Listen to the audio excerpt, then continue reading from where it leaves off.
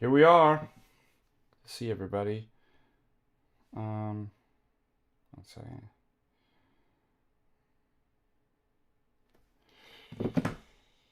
We are back. We're back. It's Monday, August 24th. Can you believe the summer is over? I did not get hardly any fishing in. Big disappointment. Although, I did get almost a month in California, visiting friends, vacationing. So that took up a lot of time. Got some surfing in. So, winter's not here yet. I still could get some fishing, although the rivers look pretty low. Um, it's all right. As long as they're not hoot owls. So I gotta pay it. I don't know when hoot owls go away. But what do we have as far as questions, discussions? Uh, I do want to make a comment for those of you in our. How many people are in my. Should are. This David Erhan and I own it now. Used to be called Direcord, but it's Orthodox Christian because Jay handed it over to David and myself. How many people are in that? Because I need to make a comment. I just noticed something yesterday. I have to comment on.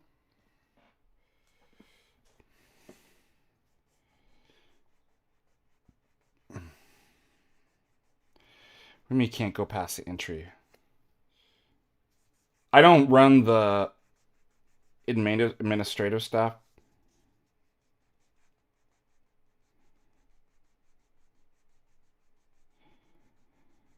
Yeah, it requires you to be vetted, verify rules and stuff like that. There's no rules in the channel? What are you talking about? Should be. Okay. Somebody asked me. Yeah, I don't do the vetting. Um, no, it's not called Orthodoxos. It's called Orthodox Christian Discord server. I don't do any administrative stuff.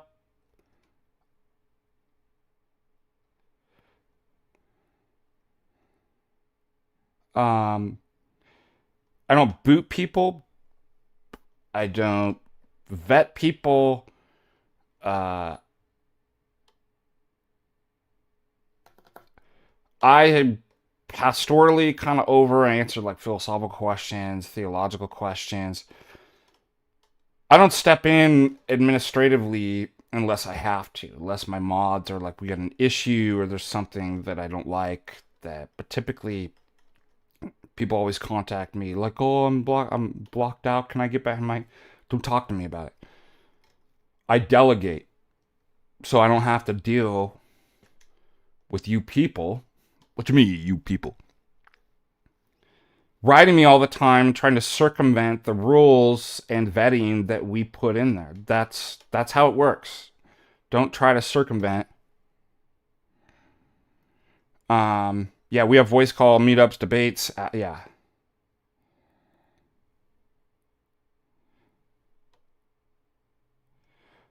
Oh, so what happened is the monkey fizzites. So our link would expire sometimes. This is how evil these people are. They took our link and name, and they were redirecting. I mean, it's totally subversive. They stole that, and so we had to create a new link.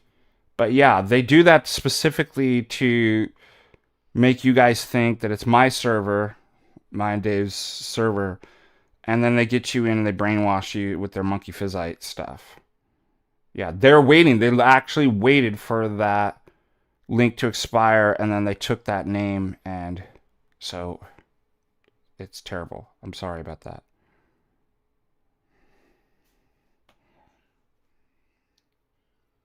Mm. Somebody 2 days ago asked me, do you respond to DMs? I'm like, no, I don't actually. So I need to typically not. This case I did. Somebody was kind of having a crisis of faith, but I went in, I looked, and I'm like, oh my gosh. I didn't realize, because the way they have it set up, like if I come here, direct messages. Okay. I have direct messages. However, what I didn't realize,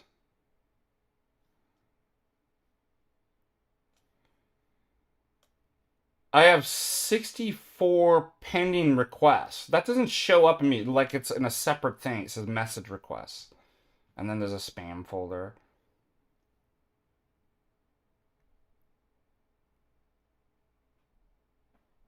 I cannot believe how many, messages.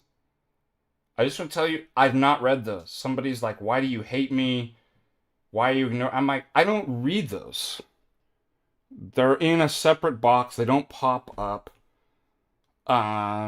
So don't take that personally. That's why I said, people said, do you read your messages in Discord? No. Unless you're already added as a friend, I typically do not. I have no idea those even existed. That I had 64 pending messages, and I'm not going through them all. If I do one, I have to go through them all. So I'm sorry about that. If you were one of the people that wrote the message and wondering why I didn't respond, I don't respond to those direct messages. I don't know you. No offense. I just don't have the time to go through all of those. But it's not even on my radar because it goes into a separate box. So please forgive me. It's not anything personal against you or...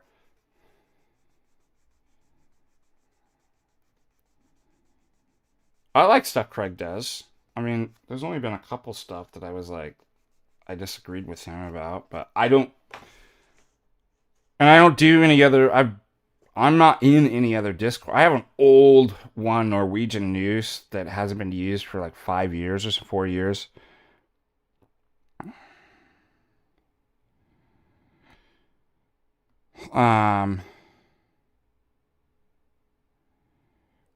That's a good question, by the way, Micah.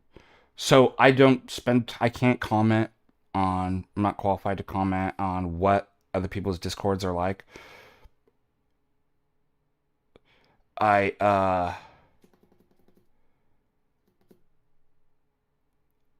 like some of the stuff that Craig does, so, and like I said, there was only a couple things that ever kind of come out that were weird issues that I disagreed with Craig, but, so, let's see if we have any other super chats.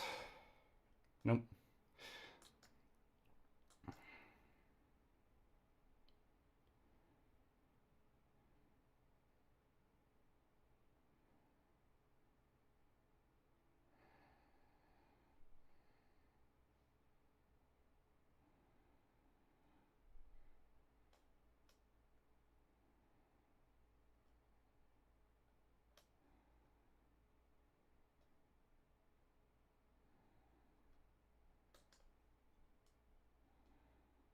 All right.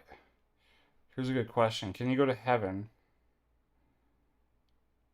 if you believe in Jesus Christ? Well, that is a big question. What does it mean to say you believe in Jesus Christ? Protestants always say, like, I believe in Jesus. It's like, does it mean I'll believe in the historical person or Jesus of Nazareth and then confess that he is the Son of God? 30% and then 70% heresy? And Jones 814-499, thank you, just gives a super chat. Bruce Wilk, $50. Wow, you're absolutely schooled in Bonson and Van Til, how or why do they not see the problem of sola scriptura? They're so bright. Is it prelist? Is it axe writing? How do they justify it? Can you steelman the sola scriptura? I mean, to be fair, I don't even think Orthodoxy was on the radar. On their radar. So it was something like before I started studying many, many, many years back, Orthodoxy, or becoming really aware of it. It was basically Roman Catholicism versus Protestant, and like you had this vitriol kind of reaction of just like, I knew, I'm like, Roman Catholicism is not correct. So by default, you've got to be like, well, I can't become Roman Catholic. By the way, I'm steelmanning their argument. And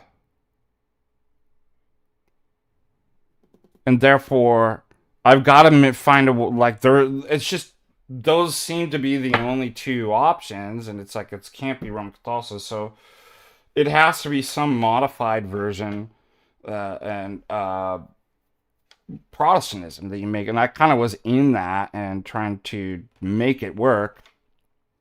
And imagine it's something like that for Bonson and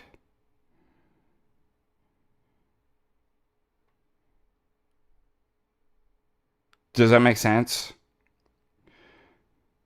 Now, if it was today, if they're around today, first of all, Reform people are just weird. They're just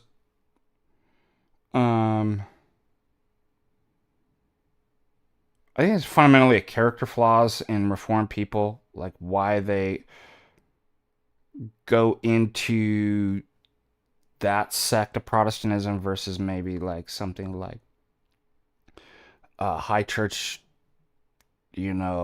Anglicanism or Lutheranism, or I mean, I obviously coming from Protestant, I would have thought that certain kind of versions of Lutheran was probably the best of it. I never liked Calvinists and Reform. Can't stand them. And so I can't really relate to them. I'm like, there's something wrong with somebody that becomes Reformed and Calvin. And how do we know this? Well, you're done gone bad thing if not even all the Protestant sects can't stand you. That's always so I can't really relate to that. I can relate to what it was like being a Lutheran and Protestant and stuff like that, but not Reformed. I don't get it. So Static Age, $2. Thank you very much. Yeah, Bruce Will gets chicken dinner. Winner, chicken dinner. Going to a Moscow Patriarch Church next week. Is that in the U.S.? It can't be in the U.S. Are there even any Moscow Patriarch churches left in the U.S.? That they were all supposed to be handed over to Rocourt or... There's got to be another country, right? That other than the U.S. Man, I love these water. Oh, France, that makes sense. Yeah. May it be blessed.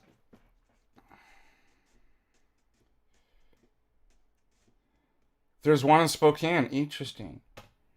I don't know all the details on what the agreement... I mean, I don't think they had to shut down the parishes, but they're not supposed to make any new...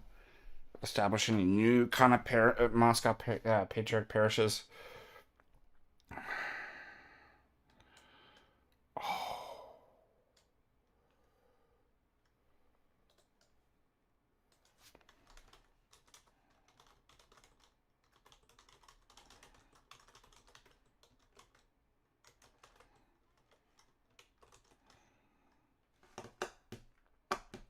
All right, so we covered the Discord thing. I apologize.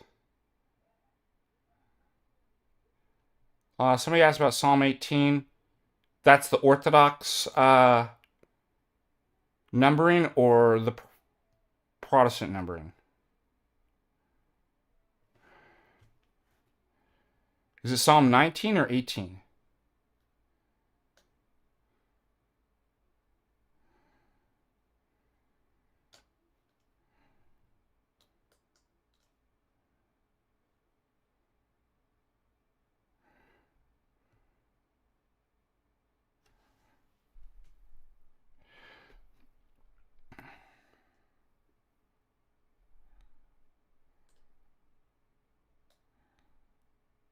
Yeah, I can't answer it until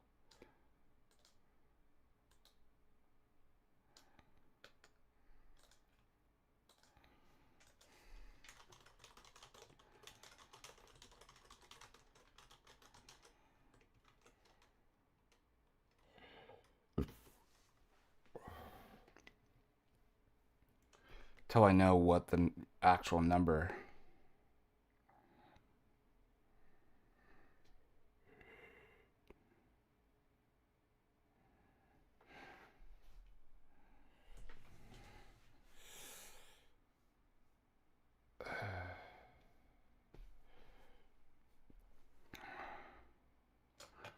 Ooh. Okay. Wow. The Snuggles, $50. Wow. Father, how should we understand St. Isaac's Syrian's relation with Nestorianism, given his place in the Church of the East? Did he personally hold Nestorian Christology? And how should we venerate in Orthodoxy? That's a tough. That's a tough one. So obviously he formally uh belonged to the Church of the East, often historically, yeah, the Nestorian. Um,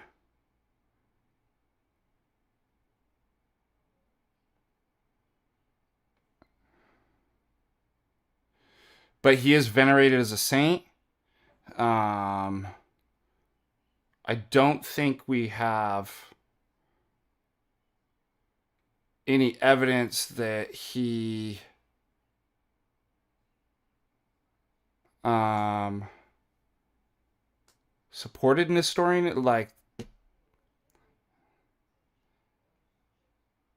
so that's a complicated one. I mean, the fact is that Eastern Orthodox Church does consider him a saint, so they're not going to err on that. And there's no defense of Nestorius or Nestorianism from him. Um,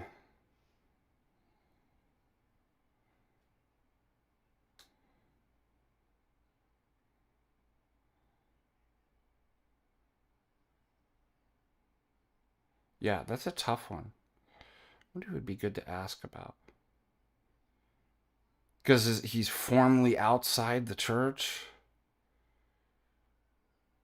but his teachings are Orthodox and not the Church of the East or Nestorianism. Um, Maybe it's an exception to the rule. Like, I don't know. That's about as much as I can comment on.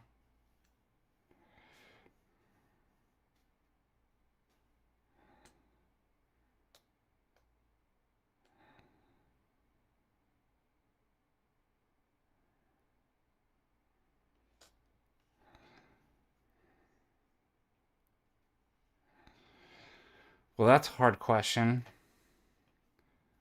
Harry. um,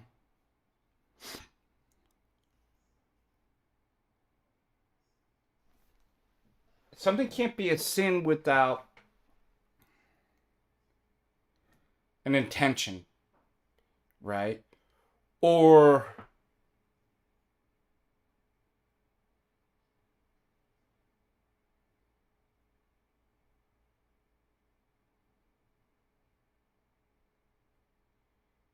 either an intention or omission, right? That you created like,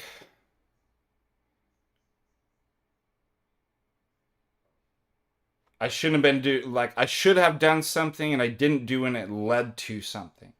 Or I've created a habit such that even though don't consciously think about something happens, I don't think your question falls into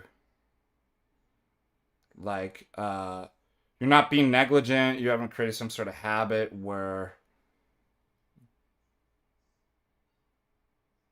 that you're responsible for that happening. Does that make sense? I would have to add, like, how are you responsible for, like, doesn't seem that, those are things that happen. Anyways, I'm sure there's some weird, rigorous, like, priests or people have written about that think it is, but nocturnal omission. Yeah.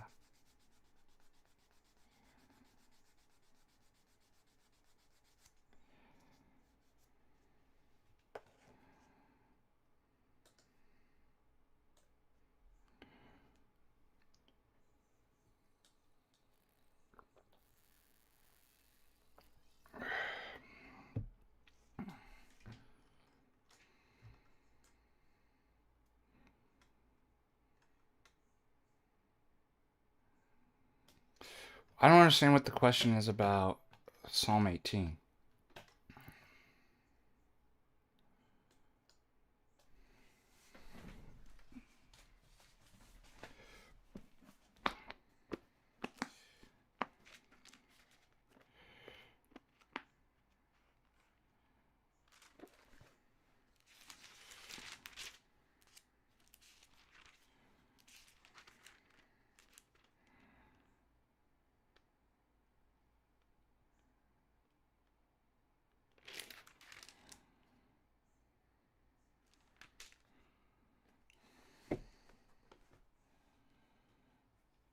The heavens declare the glory of God. The firmament shows us the creation of his hands. Day to day utters speech. You got to be a bit more specific about.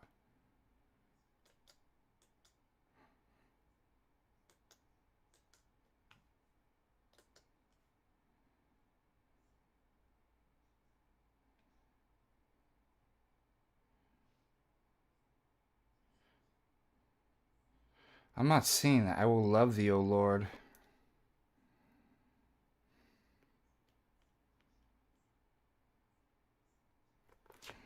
Unless it's 17. Oh, yeah. I will love you, O Lord, my strength. The Lord is my fountain. What's the issue? I don't get.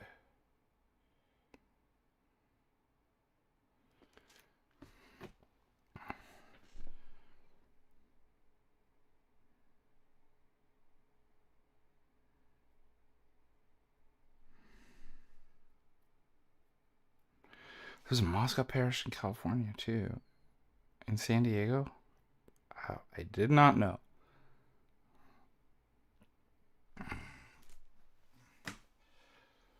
All right, going back to that question, can somebody who believes in Jesus who's not baptized be saved?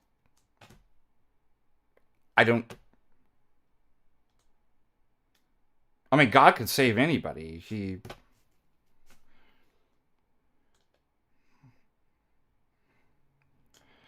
So, does he? Will he? Like, I don't know. And furthermore, like I said, what does it mean to believe in? That's why I can't. I mean, I believe in Jesus up to 50%. Like, if it's 100%, then it's all of orthodoxy. That's why it doesn't make sense when people are like, but Protestants believe in. It's like, they don't. They don't believe in Jesus. They believe in a percentage of correct doctrine, orthodox, right? And then the rest is heretical. Like, so that doesn't make sense that it's like, well, but they still believe in him. And it's funny, they totally understand that when it comes to Mormons, Oh, well, they don't believe in they don't believe in Jesus because they don't believe he's God. It's like, okay, so they got that wrong, but you get stuff wrong too. Like, but that's an essential. It's like it's all essential. Other than maybe something like you thought he had red hair or something and he doesn't, or like, but yeah. Christian, 10 euros. Thank you. Hello, Father. Immigration where I am in Lithuania has exploded so much I get agitated seeing an Indian and African. How should I. God help you. I don't. It must be really frustrating. Um,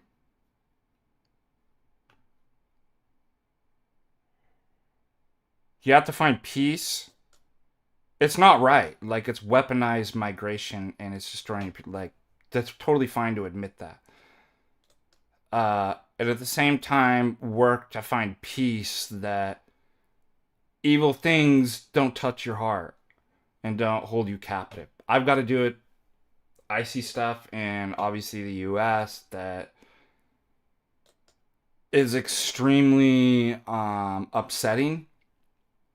And I just ask yourself, I just don't want to be held captive. Do I want to be held captive?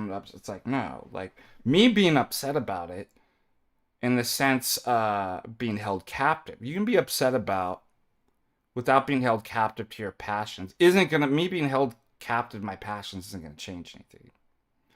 So that's a really hard thing to get to. You got to practice. You got to pray. You got to go take it to confession. But it's not admitting. It's not. That doesn't require admitting. Oh, it's I'm okay with that. Does that make sense?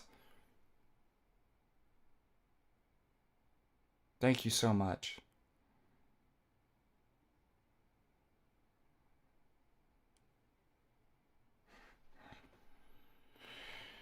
Okay. Let's see. Moving on.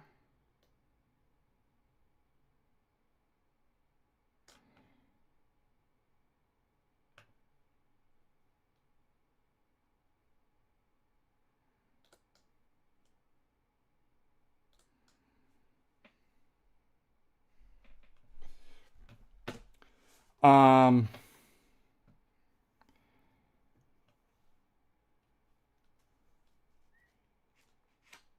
But and going back to the question, can if one could one be united to the church mystically in a non-normative way outside of baptism? Yes, it's possible. I don't know what that or how that would look, but like, this is something that limits God from doing. Do we have an example other than maybe the thief on the cross? But that's not a normative, right? Because they're standing before Christ Himself in the baptism of blood. He was considered a sort of kind of martyr for confessing. Also, there is an understanding tradition that he probably was a catechumen, that he had obviously met Christ and the disciples before. It wasn't like, huh, who's the. Have you ever noticed that? It's he knows who he is. How did he know? So there's a background story to him, right? And by the way, that is a work, what he did. It's not and just I mentally assent and I trust and believe. It's just a mere fideism, fidelity. It's like no, it was actually a public work, confession, and what he actually went through was a work, not a merit, but a work. Were there other examples? I don't know.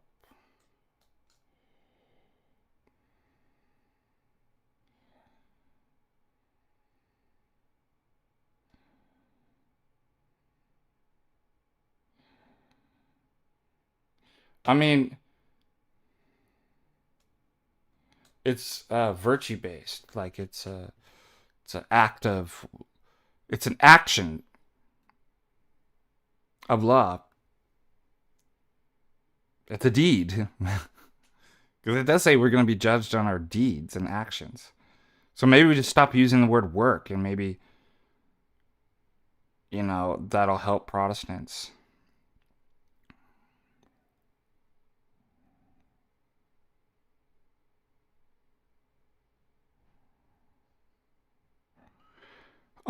Garrett, I mean, obviously biased. I serve in a Serbian, so I like.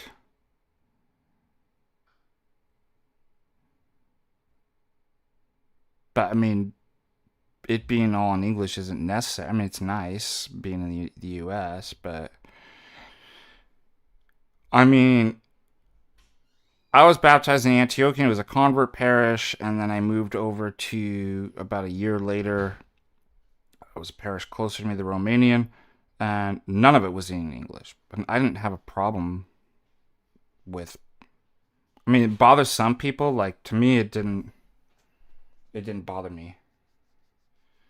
Um, but Romanian was a lot closer. I had already studied Latin and knew some of the Romance language, the Latin-based languages, so it wasn't as kind of exotic and far out as maybe Serbian or Church Slavonic and stuff like that.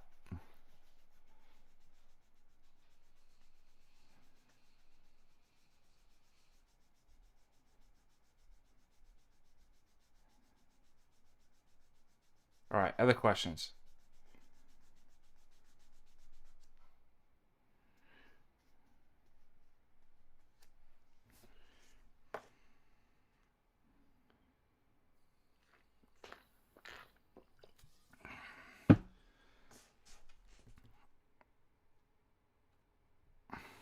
I mean, you don't have to learn the language. Go like you have a liturgy book. Like if you know the liturgy in English, like what part, like what they're saying.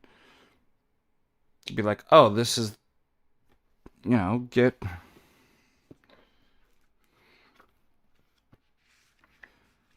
there's going to be a great litany and stuff like that, so you don't have to. And I was like that too. Like I was like, I have no idea what they're saying, but I know what they're saying. Like I have a English liturgy book. I know what section they're in and stuff like that. So you move beyond. There's a deeper sense of um, the liturgies beyond any particular language. So you kind of go noetically into.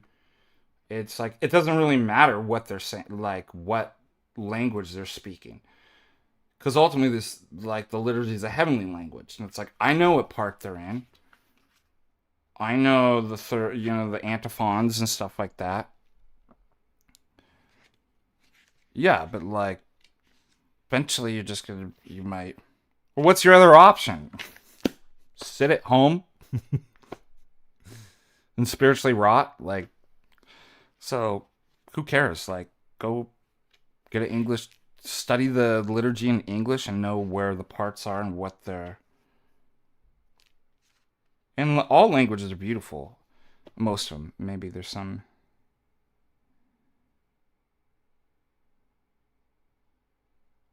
Most people are retarded, so I don't know.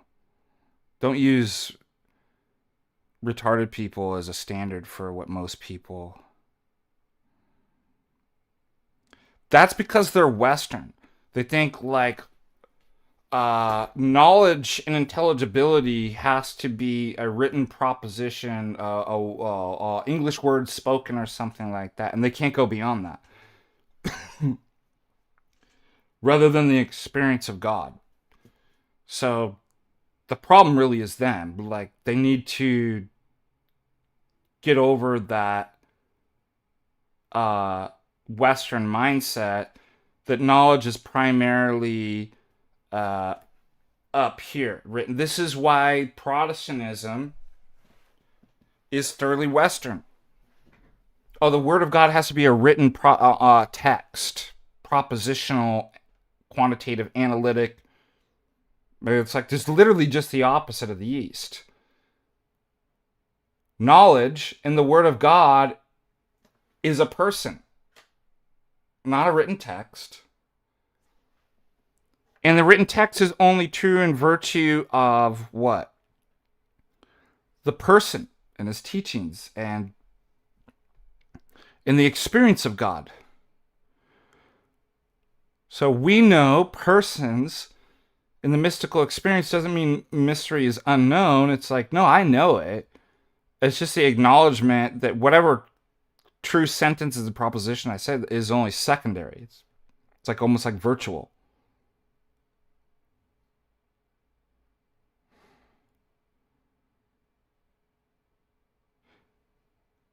Yeah, that's the other problem too. That's right, Father Valentine. English only speakers will only get 45% of depth in the meaning of scripture. Also, I know that learning Romanian, any any culture or language that's been saturated in orthodoxy for many, many years, you will get orthodox in a deeper way. So I went much faster and deeper in learning the Romanian language and the liturgy in Romanian than I ever would have been if I had it in my own, if I was just going to a convert parish. So there's that. It's like you say somewhat superficial, and there's issues of the language and stuff like that. So, but it's a total Western. If I can't understand it, if it ain't in English, I can't understand it. And it's like, that's not true. That's a Western mindset. It's the experience of God. And I chose the Romanians too because I knew the roots went down deep. I mean, you could obviously Greeks, Georgians, like, um, but I really loved the Romanian. And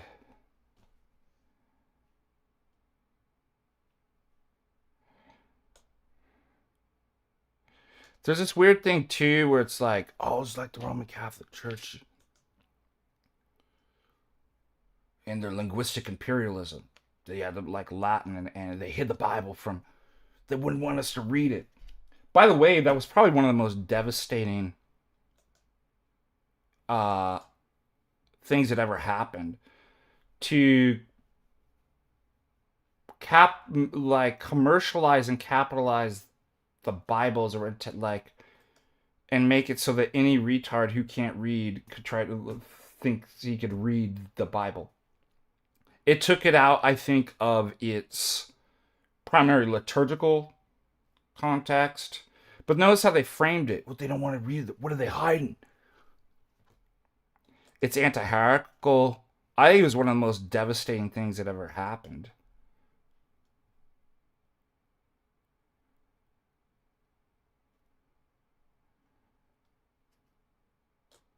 Um, it's not like it produced unity.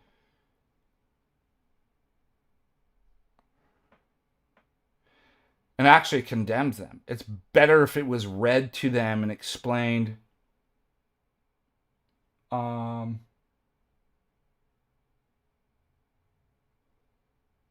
Liturgically, right? There's the reading of the Gospels and the epistles, and then there's a homily on it. Then if somebody's like, "Oh, here's an academic secular study book that you can go study the words by yourself outside of the church and virtue and the spiritual virtues and priests and the liturgy, and you just figure it all out." Like that was devastating. But I think there's this mentality that this, because Protestants been protesting Roman Catholics, this kind of Western understanding that, well, Orthodox are the same. No, Orthodox always put it in the language of the people. Okay? It's just the United States has an interesting, unprecedented issue of immigrants, right? Uh, that's their community. They grew up. I mean, even the way the songs are like, your heart is. If you had a song that you knew that you grew up with, if you change the melody or you change the word, it's not going to mean, like, it's not going to touch the heart the same way. So, um, it has to organically work out. You can't just be, because then that actually is linguistic imperative. This is America, and everybody in the liturgy is going to speak American. You can't force that. It's like, yeah, inevitably those things should dissolve and go away. Um, but there are ethnic communities, and the priest and bishop have a duty to, right, while at the same time opening up the doors for them to get more integrated into the English language.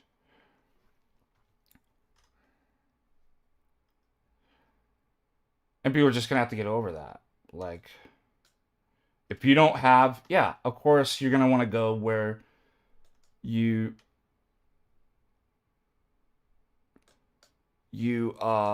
it's your own language and your own, like, where you feel comfortable. That makes sense. If you don't have the option, like, you can't complain about it. It's like you don't have the option. You got to go to, and there's a lot of wonderful things and benefits to that too. People are just such complainers. I have to, constantly catch myself too. I do not want to be a complainer. I want to be somebody that's full of joy and thanksgiving, no matter how bad things are. And it's so easy to fall into complaining. So I'd add that as well. All right, next. Watch me find something to complain about. You really got to catch yourself. Like, you really fall into the bad habit of.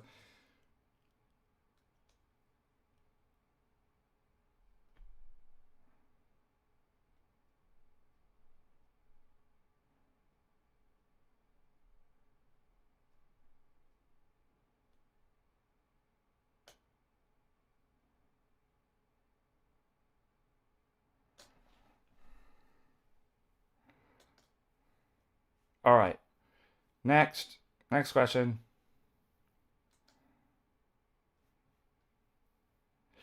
Oh, what's funny?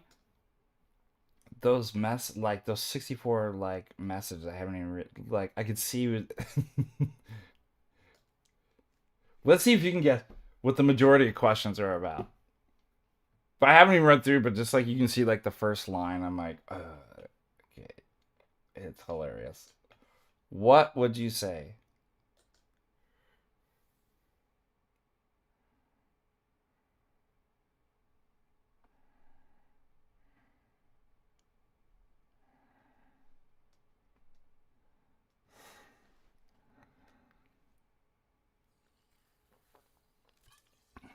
By the way, that's the Dyer dossier. Um, says he's 100% American. That's why I don't like what they've appropriated the term native. Native refers to native stock, American. Tribal people are not Americans. It's ridiculous they call them Native Americans. There was no America. What are you talking? There was no nation of. So, I'm totally cool with that being, if you're native stock, like, you're actually a native, or but that's not the same thing as tribes, a pagan tribes person that lived on this continent prior to America. Yes, we should put that. It'd be like, I don't. Let's see. Am I native stock? Because I'm Norwegian and British Irish. But I think your family has originally been here for the beginning to be the native stock. So I remember in Gangs in New York, he was like, they were the natives. And I think we should take that back. And when you put it on your thing, you can put, I'm Native American. I mean, what are they going to say? It's not like they're going to even know what you're. But yes. Uh oh. Oh, B, A, and B. On Wednesday, they're painting our building.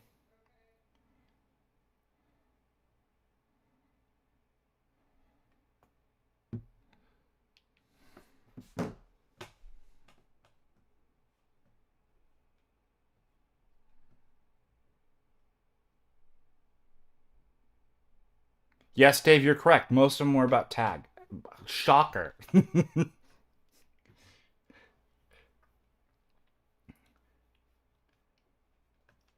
Isn't it amazing?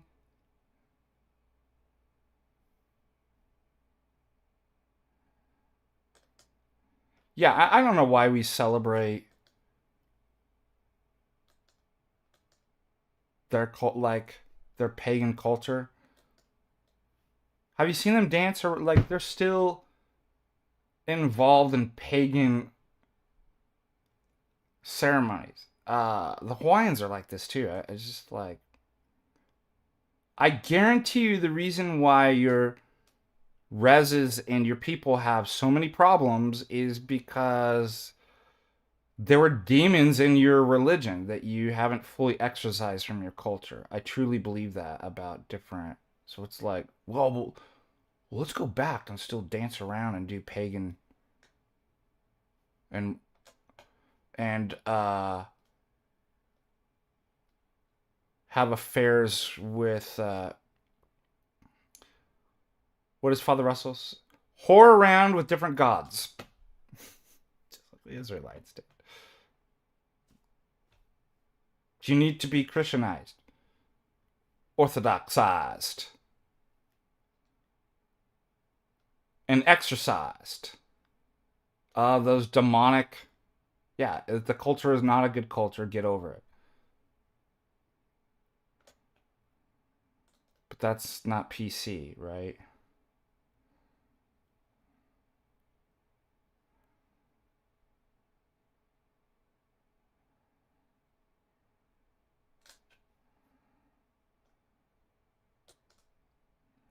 But I don't care.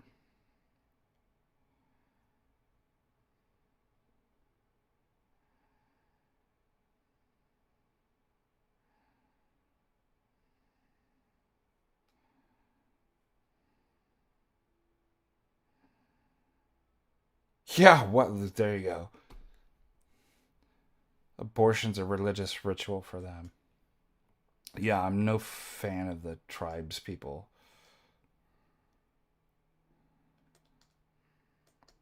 I mean,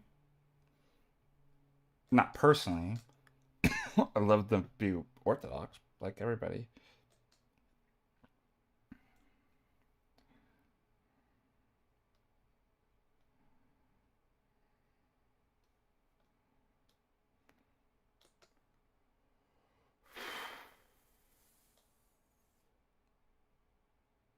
Garrett, did I read your? I missed Garrett's. Forgive me. Garrett sends in $10. My wife and I have been very involved in the ACNA Church, led worship missions, leadership, have been convinced of Orthodoxy, very stressed about the transition. Uh, any counsel is appreciated. I mean, you're gonna have to leave it, and that's hard. But the harder something is, the better it is for you. The more it means, like, I mean, think about this. Somebody's like, "Oh, it's really easy for me to become Orthodox. Didn't have to sacrifice anything." Versus,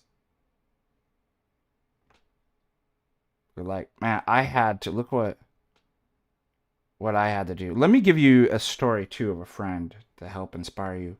But that means more. When somebody says, "Hey, I live in Southern California, 5 minutes down the church, weather's beautiful, I can just walk to the church, it's really easy to get to church." Then the deacon says, "Oh, that's interesting. In the winter, I was driving an hour to get to church in minus 40 degrees, where if my car broke down, I'd be dead." Like, actually going to liturgy is quite meaningful at that point. It's sort of like a situation that you're in. But friend Scott in Missoula is a great story of inspiration, hopefully for you, Garrett. He was the pastor of Zootown Church, a mega church, over 1,000, 1,500 people, I forget how many. And he was like a celebrity. He made great money. People treated him like a demigod, and he had it all. And he soon started to realize that what he was told about Protestantism was false. That the early church looks nothing like any Protestant church. And in his, if you don't know about this, I mean, when did this start? You guys all know. Maybe 3 years ago? 3 or 4 years ago. And it was all the talk of the town. It was all over the internet. Mega church pastor is discovered Orthodox, and he was giving sermons. Like, that's what he was taught. He would talk about the Eucharist and baptism and all these different things. And everybody thought this is going to be like another EOC. Oh my gosh, we're going to have 2,000 Protestants all convert. And it's going to be in Montana. Now, of course, every jurisdiction wanted to jump in and be like, and claim it as like, oh, we want that. We want it. Which was a bit like, I was a bit frustrated watching like certain priests insert themselves into like, oh, I got to get it for my jurisdiction. We're going to make it this. Now, I'm happy to say that we Serbs didn't do that. The Serbian church, Father Russell and I just kind of stood back, and we're just friends and there for Scott, and all the people would come, but we didn't try to force it. In fact, I was a bit worried about that many people coming in. I'm like, in terms of practicality and numbers, I'm like, it's going to be really difficult. And there were a lot of problems when all those people in the EOC converted. A lot of stuff had to be worked out over the years. But something then changed. You know, all the people in Zootown Church were fine with, you know, changing things up to a certain point. And then I told Scott, stop. And one of the things that bothered them, they couldn't get on board with, because they would come to our parish, they couldn't understand, like, quote unquote, what they saw as closed communion. So they had a humanist mindset, but we're all Christians, right? Why is one this sectarianism? So they're okay with changing a certain amount of doctrines, but then they didn't like the idea of there's a true church and there's those that are outside. There's clear boundaries, and communion means holding everything in common. It's a type of marriage. Communion is not for everybody that just calls themselves a Christian. Well, I'm a believer, bro. That's what I said, believe in. What does that even mean? Do you believe in the Theotokos? Like the prayers to the saints, right? No, not that. Well, then you don't believe in Jesus, so I don't know what to tell you. Because that's the Jesus I'm talking about. So,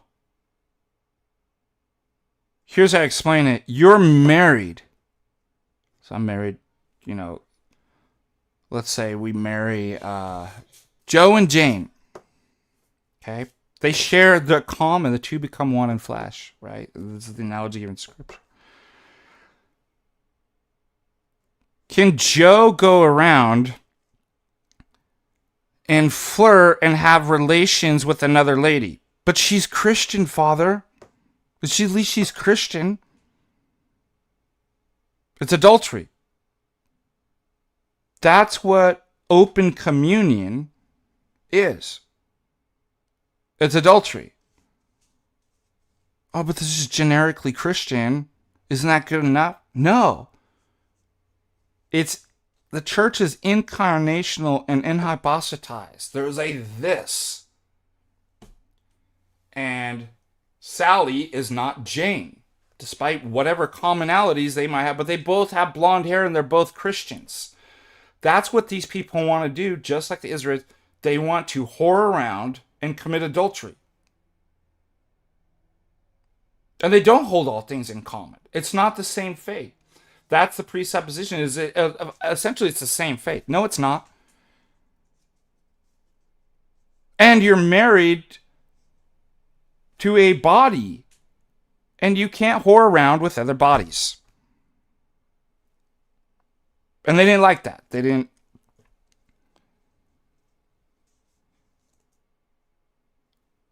Yeah, it's a denial of the incarnation. It's a Gnostic, modern kind of abstract, lowest common denominator. Well, it's just a generic kind of idea that allows me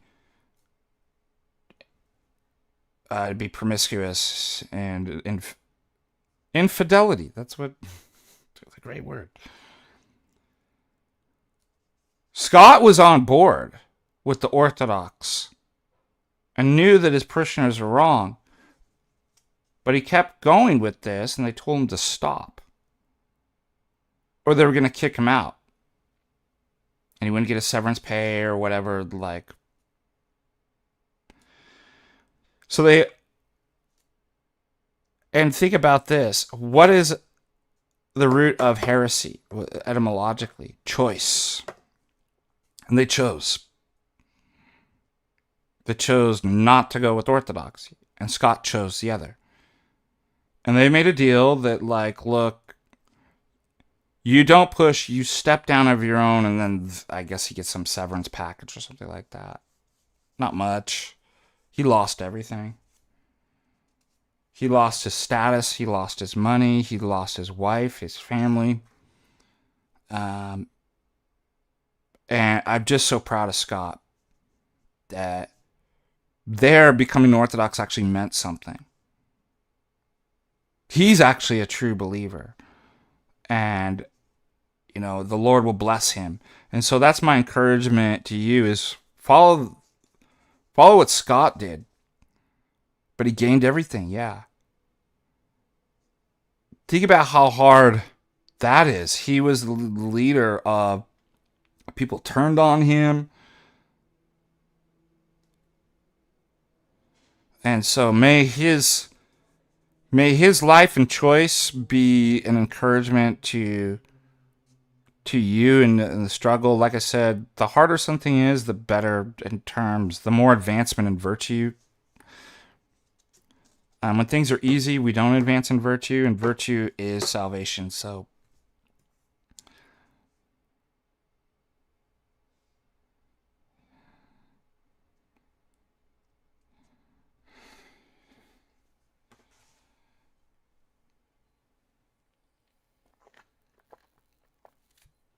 oh no, I'm out of water. Oh, I'm just so thirsty. Okay, great. Bird tip $5. How did the concept of Nous get baptized into Orthodoxy? What saint or father should I read?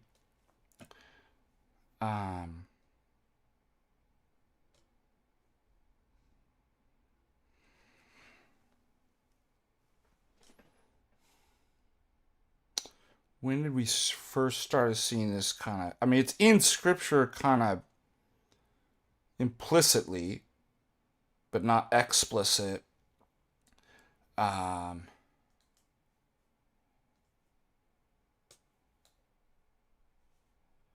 I'm trying to figure out the first time we start seeing this kind of developed. Let me see if I can look up. I'm interested in that.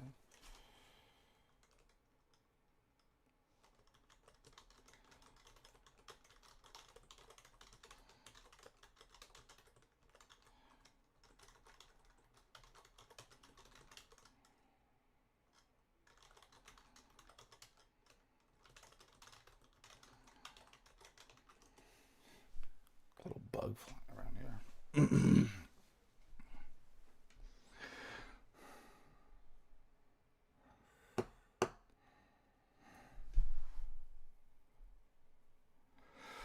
I mean, obviously with St. Gregory Palamas, but I'm trying to think of the earliest, like this kind of when you start. Um, like I said, its roots are in Scripture itself, in St. Paul. um,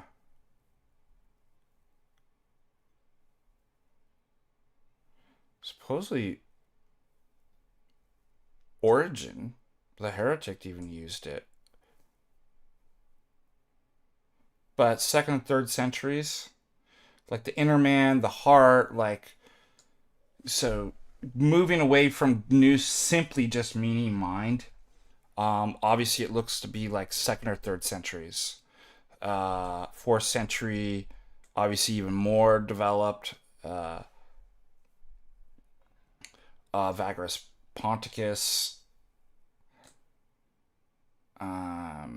But I mean, we all know the Cappadocian Fathers, but I'm just trying to get prior to that. That's when it starts to move to start talk about the inner man, the heart, the eyes of the heart, and stuff like that. It starts to become more pronounced around second and third centuries. But most fully articulated in the Cappadocian Fathers.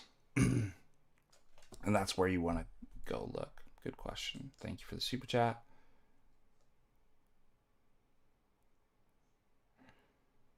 Well, the Greek word and philosophically just mind. Okay. And the idea that how do I put this? So you have a rational soul. It's an essence. And so part of that essence, the property of it, a power, is mind, nous. And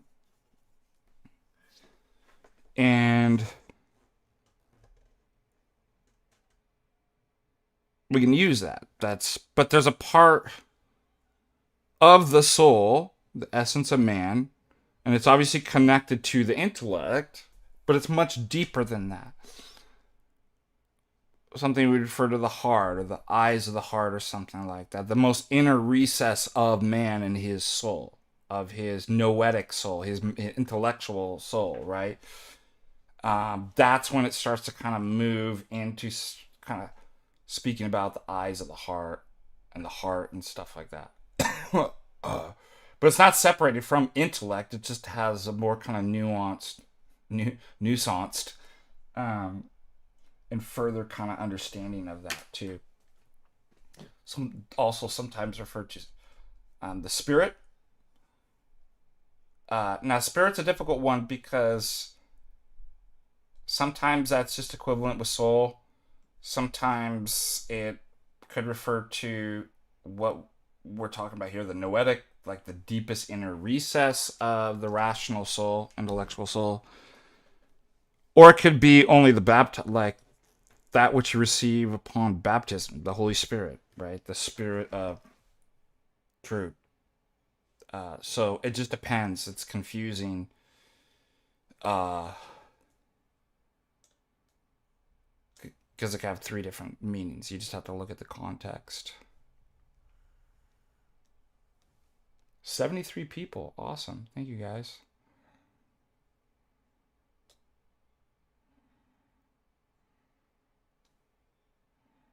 Next.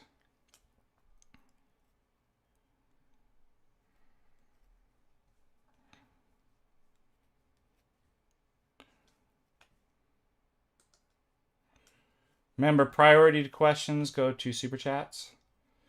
I saw Father Moses he had a lot of people in there. And he did like a Q&A stream. It's interesting to see the different kind of questions that clergy get. I think it's just because of who I am, my job and stuff like that. I think I get a lot more kind of philosophical, theological, and Father Moses was getting some funny kind of pastoral uh, stuff about like, can you get a tattoo?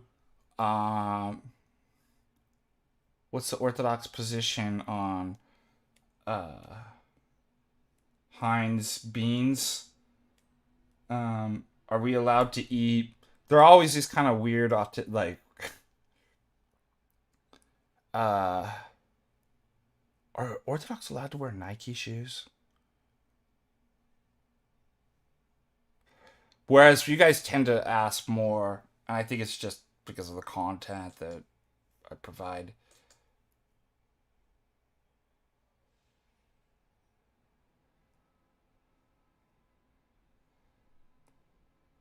Yeah, good. I would recommend that Orthodox Psychotherapy by Herotheos Vlachos.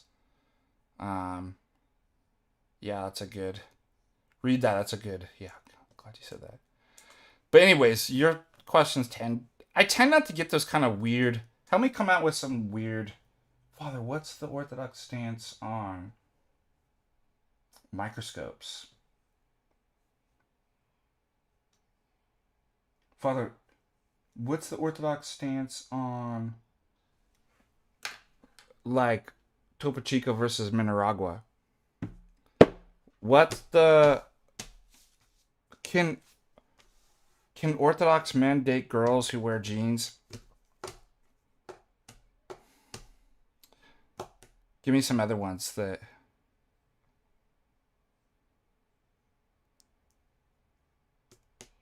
there's just I should collect these actually, just bizarro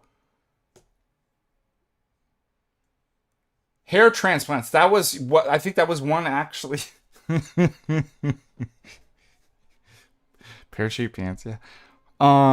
Actually that was one that was in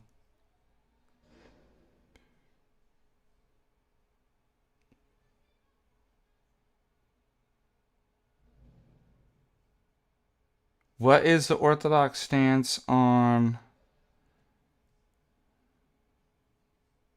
polyester?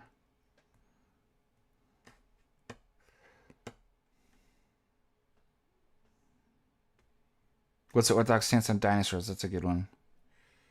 It was actually a question on Father Mills. I knew I should have. He was laughing at some of. I should have wrote. I had to leave. I was listening to some of. I'm like. I should have wrote someone down. They're hilarious. We rarely get stuff in here, so good for you guys. But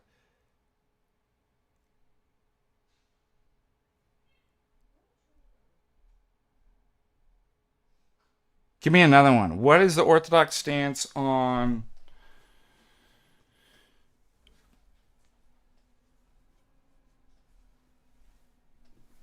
bindings? Ski bindings. Are Orthodox allowed to ski?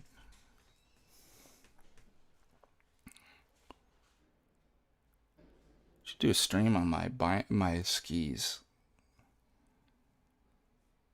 What's the Orthodox stance on how big or small underfoot your ski should be?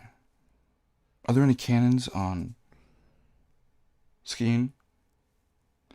Oh yeah, there's a lost canons on ski. You didn't like Orthodox? Are shrimp bugs? Yeah, I could see one people asking. All right, let's go. This is fun. Let's do weird questions from the canyon. Weird questions from inside the canyon. Oh, weird scenes. Actually, somebody make an Orthodox book. Weird questions inside the canyon. uh, and write them out. All right, we got some of them. Keep going. This is great. This is fun. What is the Orthodox position on staplers?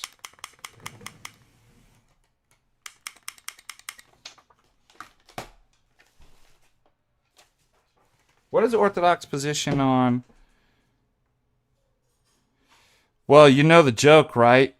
If skiing were easy, they'd call it snowboarding.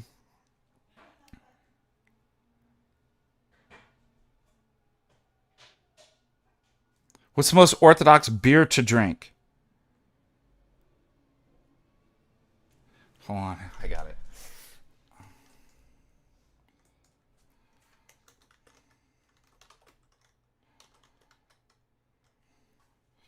This is what I feel like.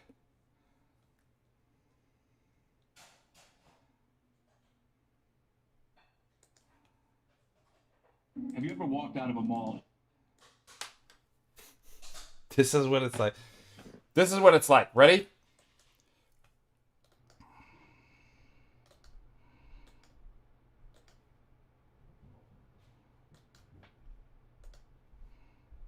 Have you ever walked out of a mall into a huge parking area and realized you'd forgotten where you parked your car?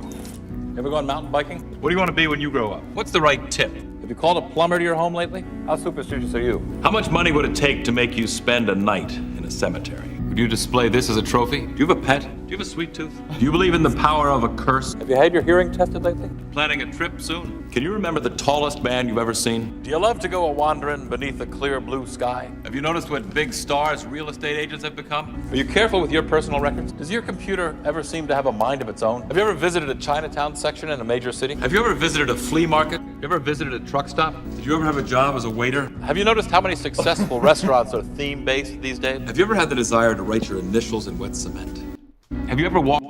Every autist, dude. This is what it's like doing streams and getting... What really happened here? Did three acrobats really choose to avenge their sister's death? And haven't dogs and cats been known to predict earthquakes? But what about the detail of the chocolate chip cookies? But then what about those dog tags? But then, how do you explain the chocolate? How else do you explain both people using the same computer repair shop? If not, how could the boy suddenly speak Chinese? But then how do you explain the Grim Reaper? And what about this unusually shaped chair? Why did the insult machine suddenly give compliments? And how do you account for the loose stitching on the quilt? Was Jocelyn really cursed by the beautician? If so, how do you explain the doll using the name Miss Robinson? But then, how do you explain the grease and screwdriver in the father's bed? If so, how did the men's room attendant know so much about Artie? But then, how could he have possibly known about the children's playground? If so, how did he get the gift back? But then, who murdered Professor Wainwright? And how do you explain the pen? And how do you explain the fact that the box fell at just the right time? How do you explain the smudge on the phrenologist's head? But who was Elmo P. Middleton? Did the spirit of Abraham Lincoln actually seize hold of Senator Quigley and force him to tell the truth? What really happened? That's exactly what it's like. Oh. All right, hold on.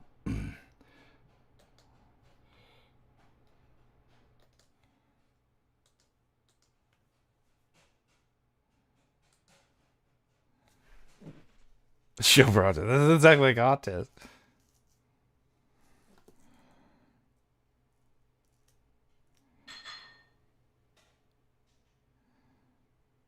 But what's the Orthodox father? We should just have like a whole, like somebody do a whole. But what's the Orthodox position on Scotch tape? And why was there so much of it? And and how does that relate to tag? And what's the Orthodox position on wine moms wearing jeans? Fanny packs.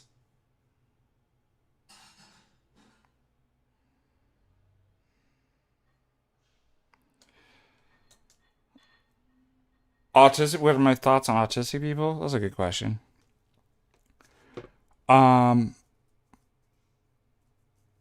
We've done countless streams on that.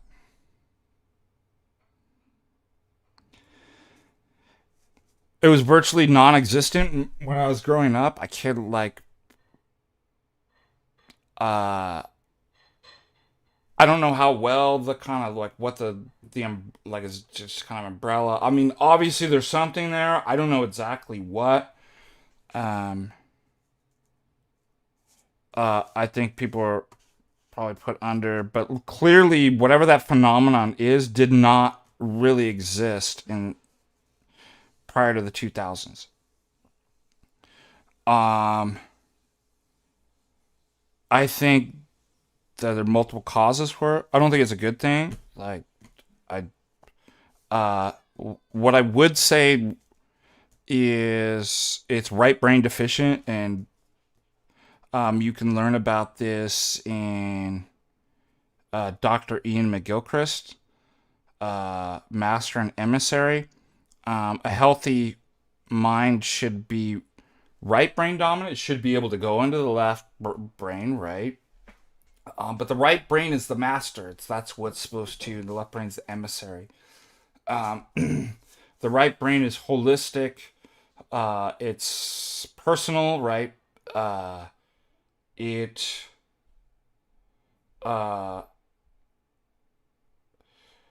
not linear.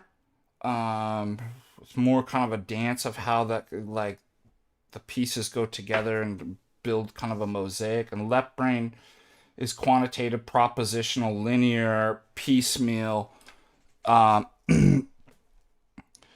And so I think, yes, I think it's probably multiple causes that led to this. I think it's not good that the sort of foods that we eat. We have polypharmacy, right? The amount of medications that we overprescribe. Because I'm saying, what has fundamentally changed between the 80s and 90s and now? That, like more vaccines, and then also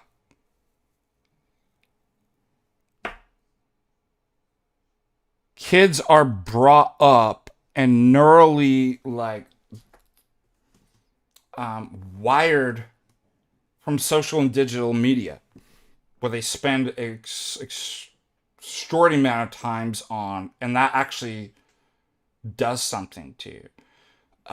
We already know that too much time or being brought up in the critical developmental roles in which somebody's trying to develop relationships online rather than in person will actually impact and make it difficult for people to have the sort of kind of correct social skills and personal interpersonal reactions. That's what autistic people have, right?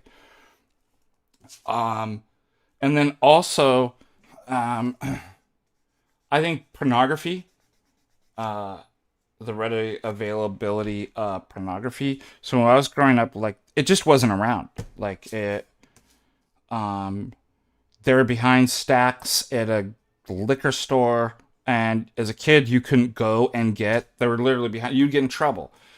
The only way that you could be exposed to pornography is if your friend had a creepy dad that watched, and you got his magazines somehow. But so you really had to kind of go out of the way. So we were really blessed not to have it exposed to that kind of filth. Now, with digital, like with being brought up on the internet from birth, there's sexual explicit images all over the place. It's just not only is it easy to get, it's forced upon people. And there are studies that show that basically what happens to a very young child when they're exposed to sexually explicit images. They haven't developed the categories, like sexual categories yet, right? They get an arousal. Everybody, let's say, like at a biological level, has some sort of arousal at a sexually explicit image. And well, I'm a heterosexual man, and that's, that goes into this category.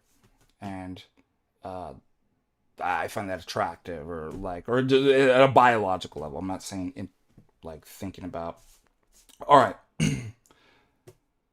Before those categories are formed, the same arousal will happen, right? Like the dopamine rush. And doctors and scientists have found that it fundamentally changes the structure of, they don't know where to put it.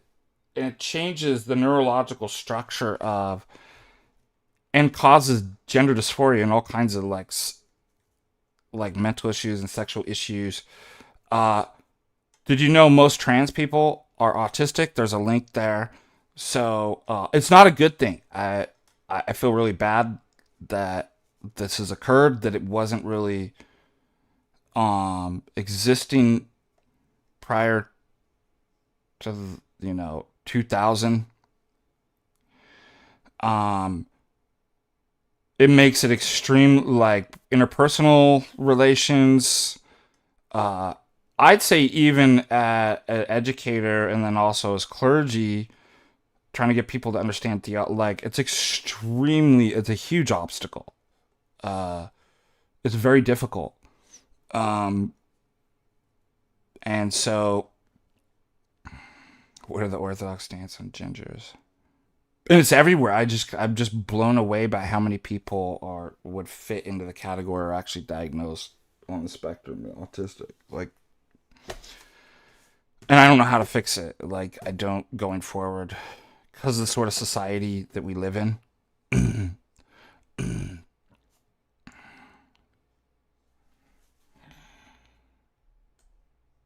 But for clergy and educated, presents huge obstacles and problems. Yeah, it's unfortunate.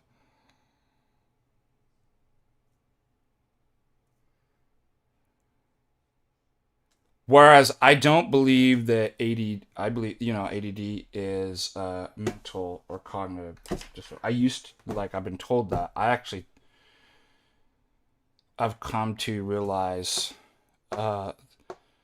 through my study primarily Dr. Ian McGilchrist, I'm like, actually, it's a healthy, normal mind. But we just have a. So here's the other thing too. We live in an autistic society, right? That promotes and encourages STEM, left brain, quantitative analytic over the right brain. So that's another factor in too. And then they were like, oh, well, you've got this learning disability, Deacon, called ADD or ADHD. It's like, no, I don't. I'm not. My mind's healthy. Your mind isn't. But, why did they do that? So they could sell us medication and everybody's on Adderall or Ritalin, which I did not take. I worked through, thank God. Maybe if I did, I'd actually think that ADHD or ADD is a learning disability, and I don't think it is. I don't think it's a mental illness. I think it's a healthy brain how.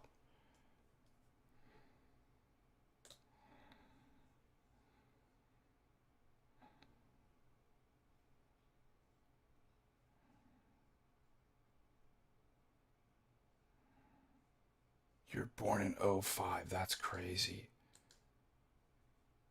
To think you were born when I got my master's degree. Man, I feel old.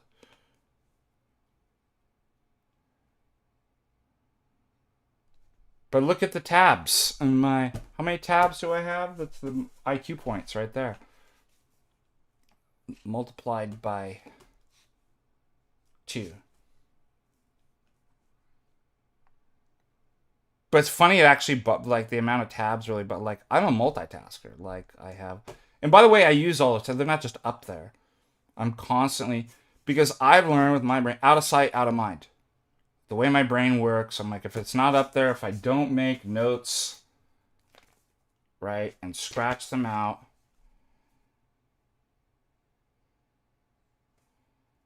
I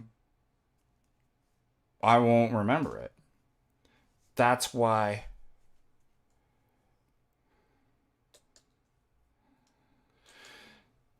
But do you think that's a good theory? I think for all those reasons, kind of like made a perfect storm to create what we see as the phenomenon of autism or something like that.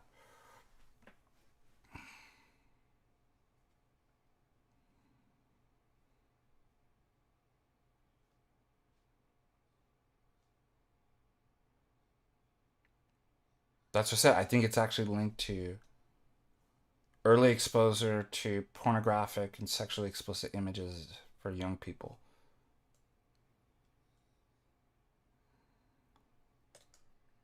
Next question.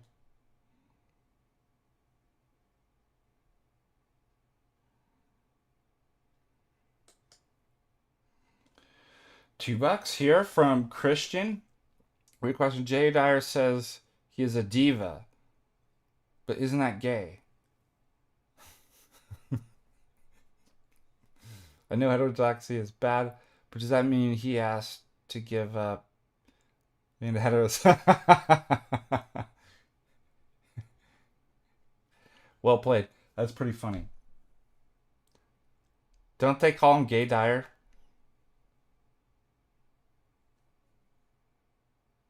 Diva. Yeah, Diva is pretty gay. That's funny. I like your joke. Friends can roast friends. All right. Next question. Next.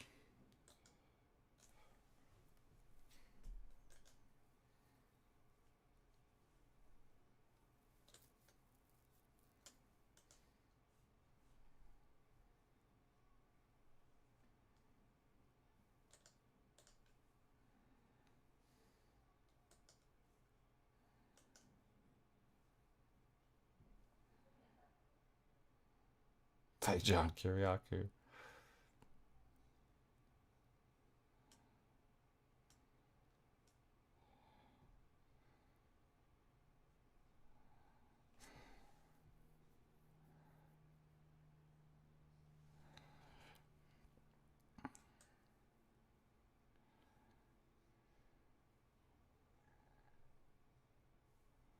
What happened? Did I just lose everybody? We were up to... Did somebody go on and take all my people?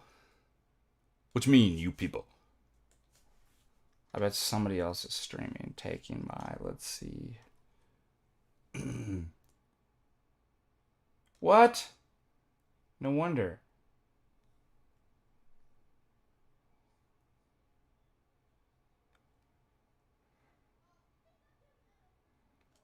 I went from like 70, 80 to 40 something.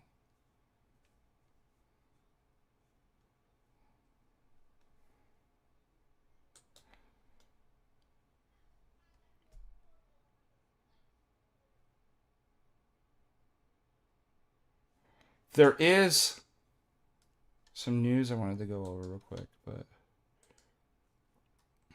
Jim Bob and Kotel. Yeah. It's always Jim Bob. Always has been. Blame Jim Bob. Always has been. Astrotheology stream.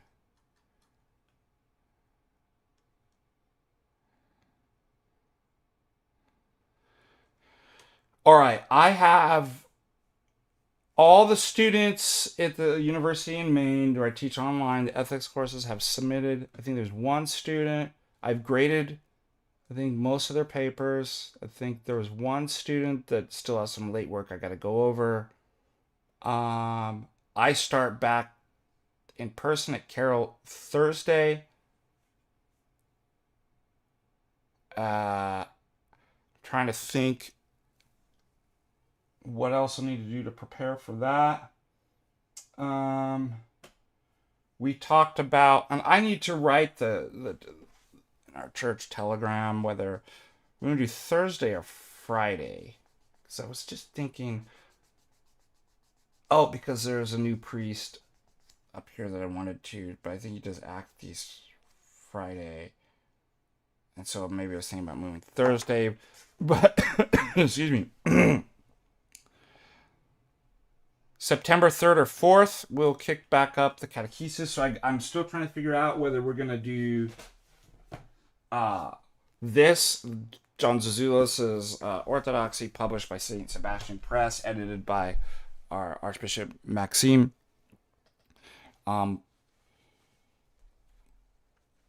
That's crazy you brought up Roosh. I was thinking about him all day yesterday, and I was dreaming about Roosh. I called Roosh last night in a dream just to tell him how proud I am and just check in. Thank you for reminding that is going on the list. I pray for him all the time. I think about him all the time. I'm just that guy. I mean, he logged off. I mean, he wasn't going to be like, oh yeah, I'm going to build my channel and I'm going to make it Orthodox like all our other friends have. Like, he is a remarkable person, went in a life of repentance and lives at a monastery, I think. So call Roosh. Yes, thank you. Just remarkable story. So let's keep him in our prayers.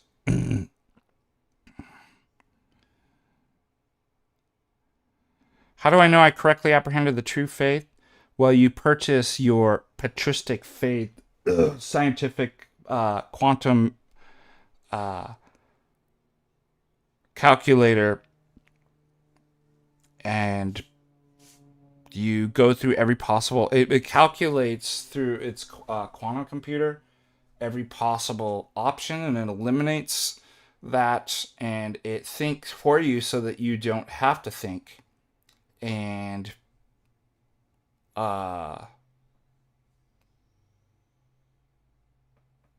that's how. And you purchase on Patristic Faith.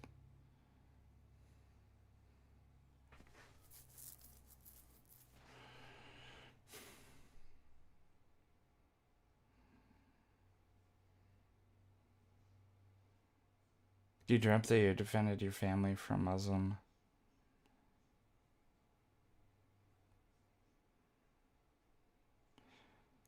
Just let me do it for you. I work it out. That way you don't have to worry about your impellist or whether you worked it out. I do it for you. I do the job for you.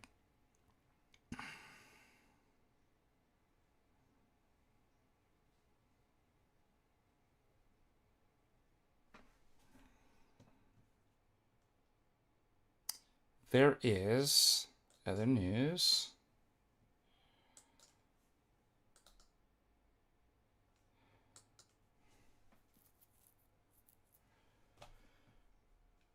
Okay, so there was recently new. Of course, the papists are just like, oh yeah,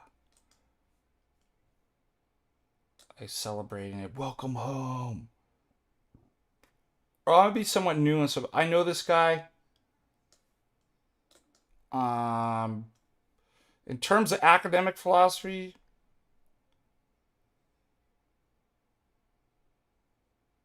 he's really amazing. Like, I'm not gonna lie. Joe Schmidt. I think Majesty of Reason, something like that. But he was an agnostic. I've never had any problems. I've talked to him on the phone before. But in terms of philosophy, he's wrong. Glad we say that. Every philosopher is wrong at some point. Except for mine. And that's why you can let me work it out. Don't worry about if you're impellist or not. Or if you got all the... But how you know is... I'm not going to lie. Like, I work it out. Like, that's how you know. That you read my papers. Like... but ultimately... It isn't simply just working out like there is no other competitors. Let's put it that way. Okay, so intellectually, you can. You're never gonna eliminate all intellectual doubts. So just get over it. Like, and it's totally insane to think that, like, I could ask the same question. How do I know? I always use the gas station here, and if you're European petrol station, I could ask the same questions about the gas station.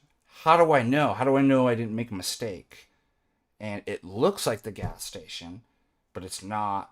How do I know I'm not in a prelist or something when it comes to the gas station next door? I could ask all those, and you want some sort of kind of indubitable security.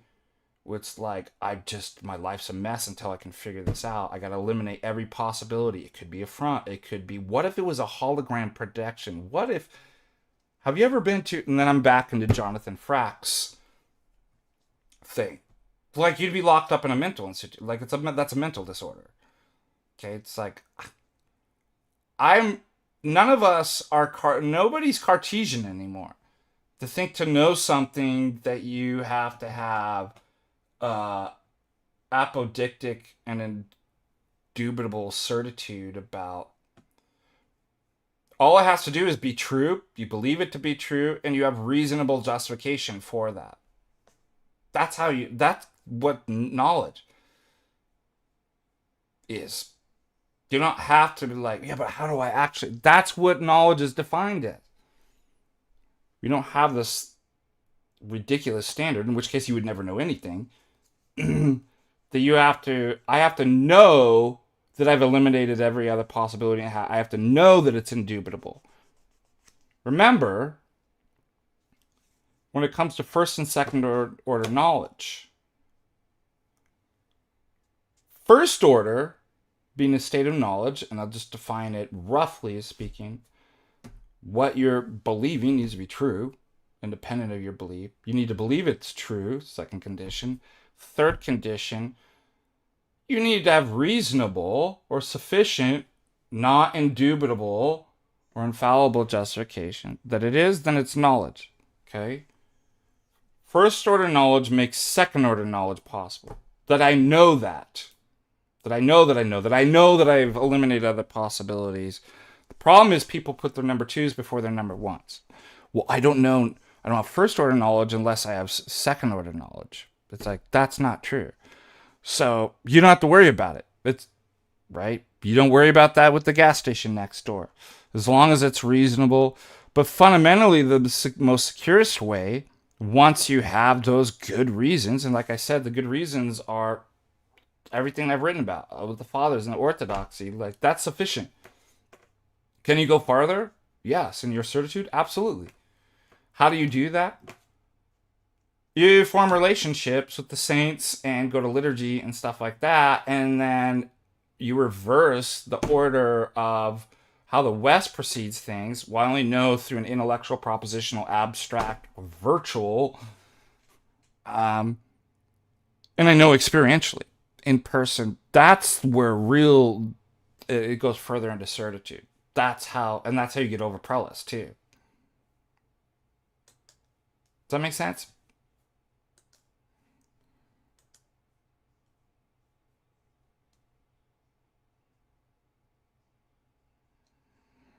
And don't be a spurred. And don't fear. What does Christ say? What's the most repeated? I'll tell you how you screw it up. Allow your life to be run with fear. Like, oh my gosh, if I don't fear, like, fear not. Most repeated.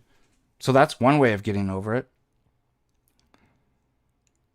Also, I'd should say, like, this sounds weird and totally... Stop thinking so much about yourself and not figuring out and actually start serving other people. And things clear up. Yeah, mountain silence is good.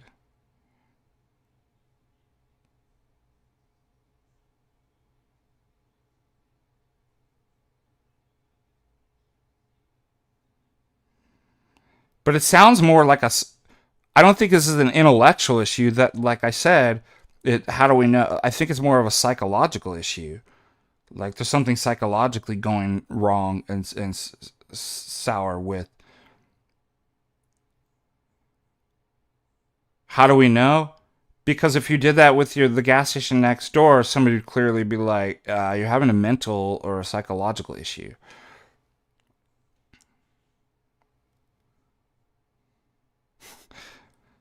Snuggles, here's a great question. Best question of today. It's in $5. What is the Orthodox position on whether or not penguins have knees? Bingo. There you go. We've got it. Winner, winner, chicken dinner. Anyways, going back to, that's why I said, like, I wouldn't primarily, if I was your priest, focus on the intellectual, because I don't think it's like what you're going through is an intellectual issue. Like it's a psychological problem that you're having.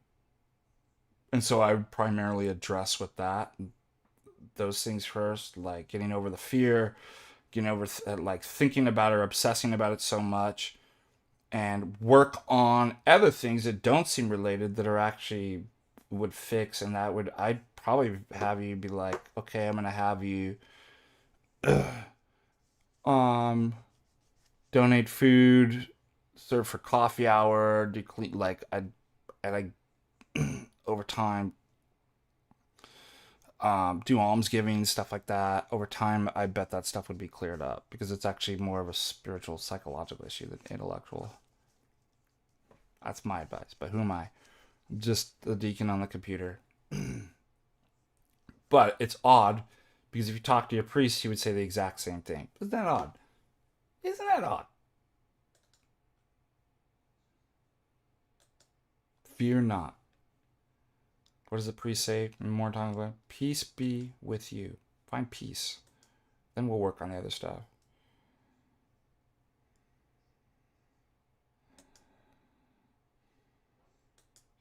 Experience.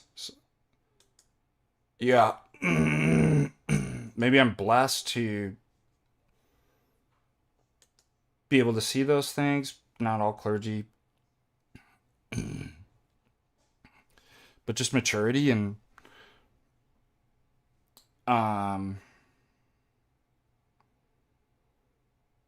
experience is exactly what I'm like. There's a mental health issue, but I'm extremely skeptical of sending anybody to a mental health professional. Like,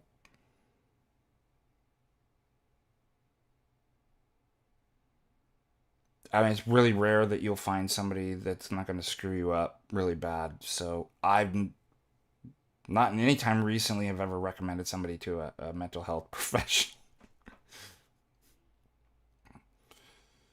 Now, there's exceptions to the rules. There's people in that industry that, but yeah, I could identify something as a mental health issue versus a spiritual, but they're still intertwined, right? They're not completely separated. But at the same time, I'm like, I would not feel comfortable. There's not anybody that I know or like that'd be like, you know what you should do? You should go to.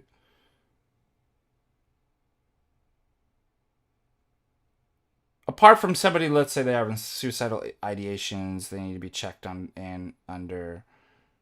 Or there might be somebody like, I think I was having a dream about this too. I don't like psychiatric meds, but I would never encourage somebody to just full turkey go off them. Somebody in our parish that suffers from schizoaffective disorder that has been able to wean himself off using kind of diet and carnivore and stuff like that and prayers and orthodoxy, that I always refer people to and like ask his kind of testimony, like what he did, like how his thoughts work. And but yeah, we're both, it's very dangerous to just go off medical. Like you can't simply do that. I'm not encouraging anybody, and I might be like, yeah, there might be a time somebody has to temporarily be on. I don't like it, but you know, but I wouldn't want somebody permanently on those.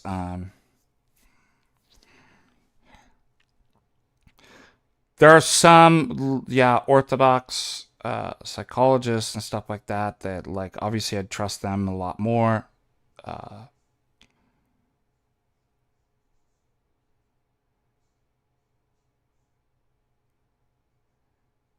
Yes, Homerism is needed for Christ's defeat over death, over universal human nature. Yes, to be effective, that's correct.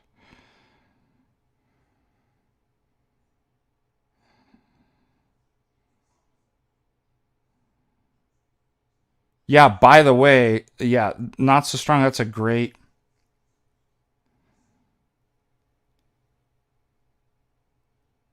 I'm not sitting there constantly, like, I probably just default to thinking I'm impressed.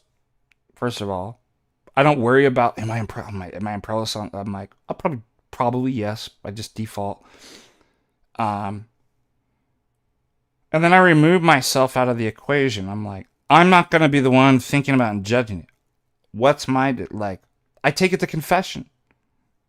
I take it to the priest. He's the one that decides. But I typically don't think about these, like, I try to be watchful. I know when I sin. And then I think about why that might have happened, but I don't even make a judgment on that. I take it to the priest, to the confession. He makes the judgment. He'll be like, yeah, you were in prelates. This happened. So I suspend my judgment. I kind of default to thinking like, yeah, probably like 98% of 95% of the thoughts are probably demonic, probably in prelist. Okay. And I don't have to figure it out. All I have to do is take those things that are sins and why I think they might have happened, and I take it into confession, and the priest judges. He's in a better position to, and I'm it doesn't bother me. I go in peace. At the same time, I'm not like, well, I can do whatever I want. Like, I'm watching, obviously, but I just don't let it rule my life with fear and anxiety. Be anxious for nothing, but everything in prayer supplication, let your requests be known to God. That's the Bible, son.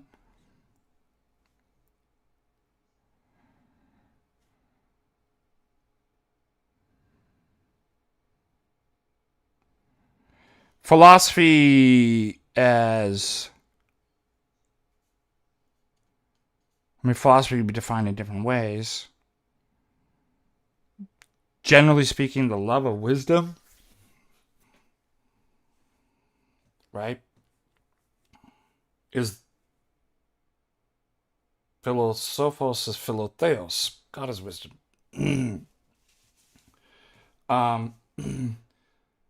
Scripture says, come, let us reason together. Reason is part of your nature. Therefore, a love of the gift of God, reasons, telos is wisdom, is to develop your mind and think critically and carefully in the pursuit, not for its own sake or yourself, because you love God. And it's good to develop any of the gifts that you have. Bodily, that's just one aspect. Philosophy is the discipline, generally speaking, that helps you think critically, logically, through a lot of these issues and some of the greatest questions ever asked. And of course, it has a benefit theologically. Certainly in apologetics, St. Paul says, always be ready to give a defense for the things that the hope that we have. Now, is everybody called to that? No, but like, generally speaking, everybody's a philosopher, right? Sometimes philosophy is just synonymous with thinking. So the question, right? I can define philosophy in different ways. There's kind of different nuances, but the question can then be translated: how might thinking benefit an Orthodox Christian? It's like, does that make sense? Because you can spot error. That's becoming a good thinker is good because you spot error, truth, and it helps with reading comprehend, right? When reading the fathers. Also, especially when you get into deeper theology, those are all philosophical concepts and words that they're pulling.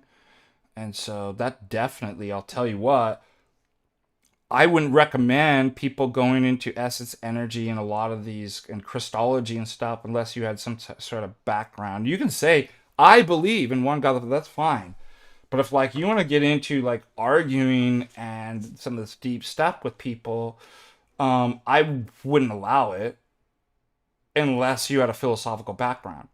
Because those are all they're using, the fathers and the councils are using all those philosophical concepts. They're not marrying themselves to it, but like they're extremely important. In fact, almost every mistake that I've seen somebody make, Christological mistake, guess what? None of them have any formal training in philosophy. And I'm like, well, there it is. I can see what happened right there. So that's another benefit.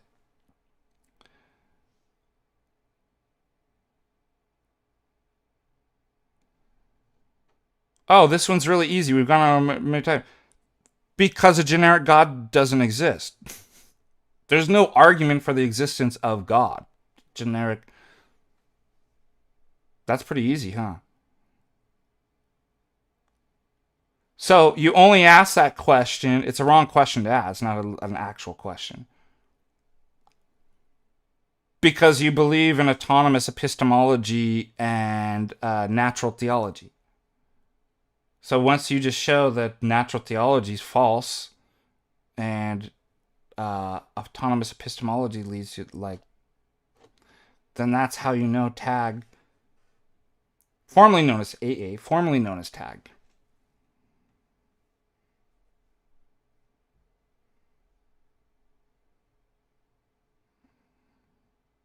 But you don't argue the orthodoxy from the pieces. We do the pieces pizza tag argument. Here it is. We don't do an inductive method. Okay, so does orthodoxy believe in a generic God or a Trinity? Okay. Okay. AA, formerly known as tag, is it an argument for a generic God or Trinity in orthodoxy?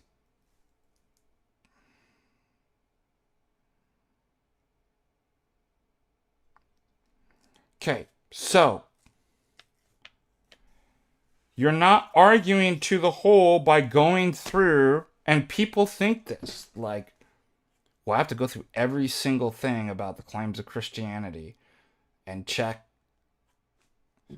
off, okay, there was a place called Jerusalem, and add it up.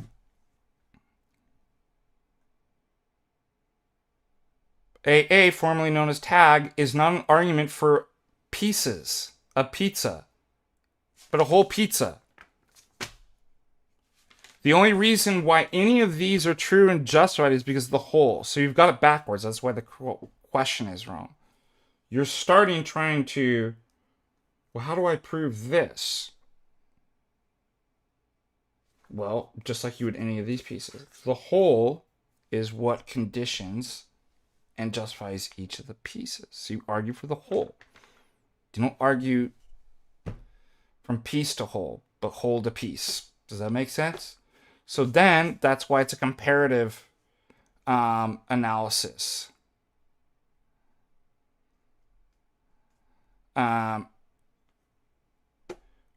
what are the possible options? So there is a positive account, right, in terms of what every theory desires for justification that it meets, and therefore you can know just on that, because we're not Cartesians and I don't have to eliminate every possibility. It's sufficient, even if it weren't indubitable, I could know orthodoxy true. And if orthodoxy has one of the truths is claims that it's exclusively true as a whole, then the others are false. I could argue that way. But I can argue the other way about impossibility, the contrary, too.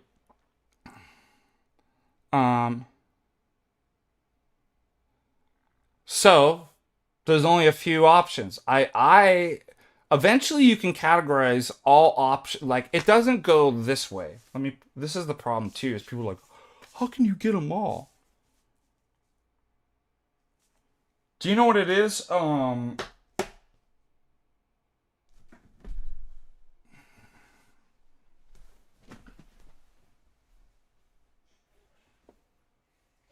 People need to study logic. Where's my logic?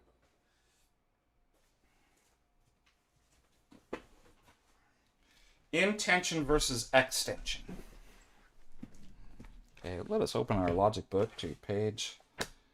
Where's intension, extension? Probably chapter 2. Increasing intension versus increasing extension. So, increasing intention. Animal, mammal, female, tiger. Okay?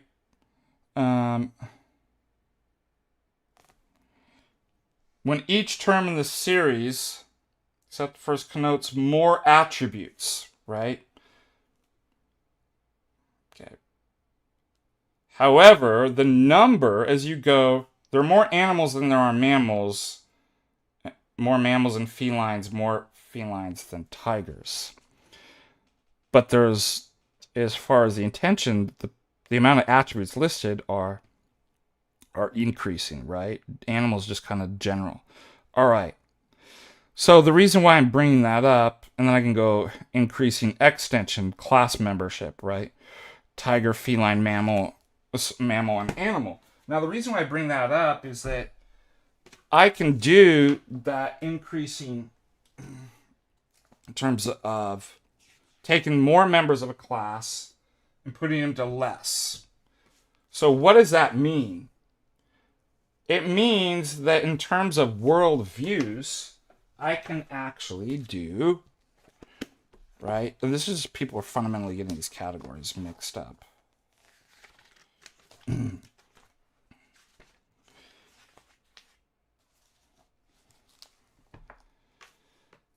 increasing extension, right? People are like, how do you know that you cover up? What you're fundamentally getting wrong is you're confusing increasing intention with increasing extension, right? Ultimately, I can increase my extension. All worldviews ultimately will get smaller and smaller in terms of more genetic classes, right? It doesn't go the opposite way. It doesn't go infinite the more I, right? But they're subsumed under more general categories, right? And the general categories get smaller and smaller. And that's what I've done with this argument. Is that ultimately I can boil them down into two categories. So you're asking, you said the problem with tag is, to you, is pointing out the problem with a non-God worldview. Well, that's really easy. There's two categories. Okay. God is a personal God who's a creator, and right. So when it comes to whatever we're trying to explain, there's only two assumptions, right? The world is the way that it is, and we can know it, and there's laws and meaning and stuff because there's intention behind the world. God desires it, but he created it that way. Or what? What's the opposite category? What's the contrary of intention? I intentionally drive my car into the wall. No, you didn't. It was an accident. So the non-God world is just the category of accidentalism. But there is no accidental meaning. It's a contradiction. There is no accidental knowledge. Therefore,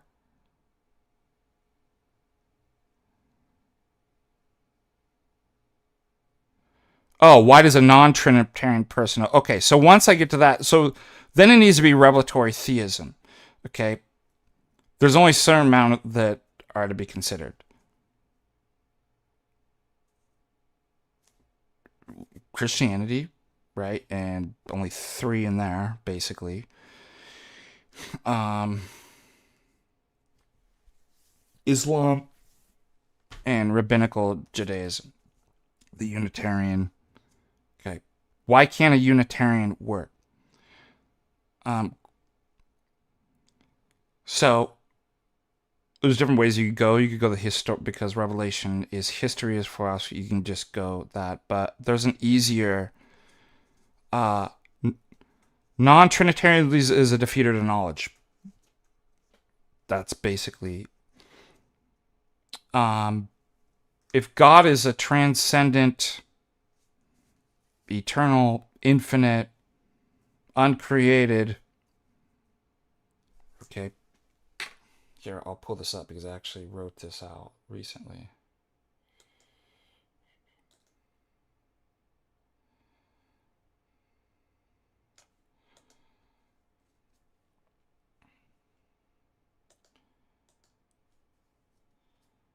Interesting enough, I got this from Aquinas' objection that he thinks he answers, but he never does, so it's a legitimate objection.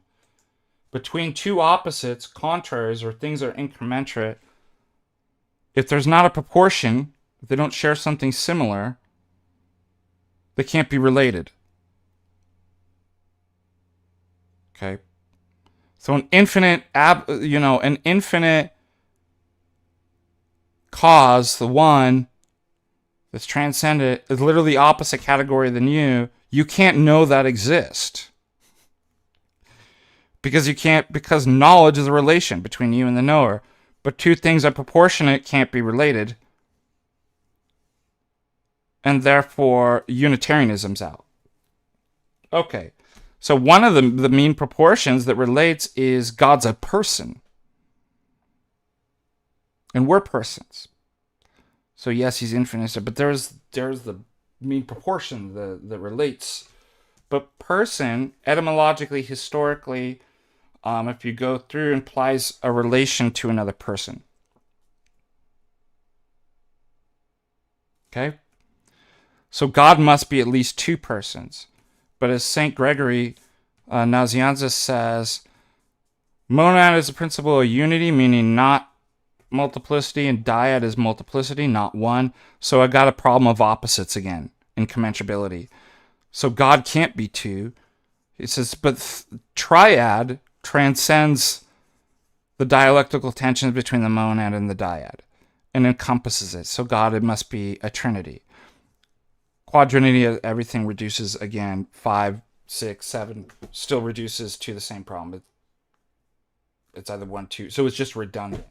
So in terms of principle, because you reduce stuff to principle, all numbers are all considerations would reduce to monad, dyad, or triad. If God was monad, there'd be no referent. We're saying knowledge would not be possible to, right? Because we couldn't relate. So he must be at least dyad. But if it's dyad, there's no way to say that the two are both God, right? Because dyad is the principle of difference, therefore he must be triad. Super easy, isn't it? That's one reason. Furthermore, I don't even have to go that way because God reveals himself as Trinity. And we're talking about divine revelation, not... But how does the argument and the quantity, that's not... There is no argument that stands behind God. That's why I call it the apophatic. There's no way that you prove God's existence. God is the proof of everything else in his divine revelation. So you look and be like, okay, are the things that claim to be public, objective, historical, divine revelation historic? Are they coherent? Right? Are they, do they avoid contradictions? Do they satisfy the kind of bare minimum requirements for what everybody would accept is justifications? Then that's how we know. Because God... Well, the other ones don't. Like, the Orthodoxy clearly does. So that's really ultimately how we know God is Trinity. Does that make sense? We've gone over it a million times, and I'm sure there's going to be another million times that I don't get how God proves the Trinity. It's because you don't understand what the AA argument actually is.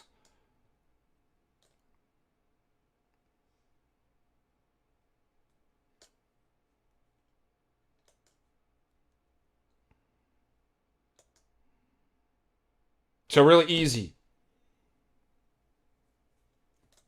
God can't be monad because you wouldn't be able to actually relate and know.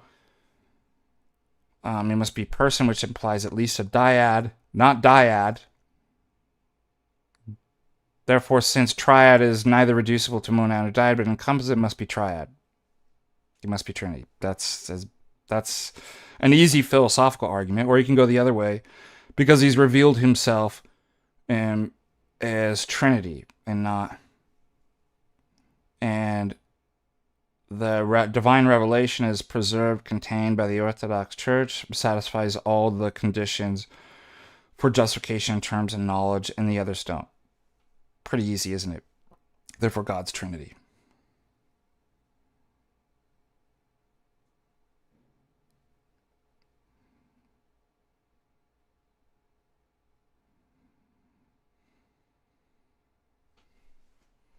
Next.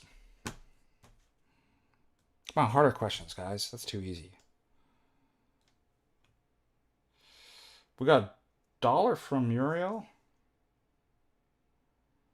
Your best advice for extreme painful fear of people. Ooh. I was conditioned to be isolated child, and Orthodox has been teaching me to be stoic and out of my head.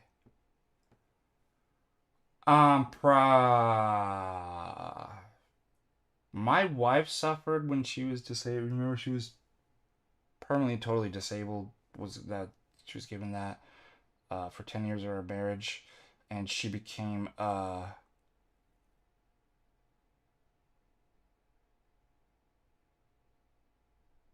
the word? Agoraphobic, like to be seen by people, to be.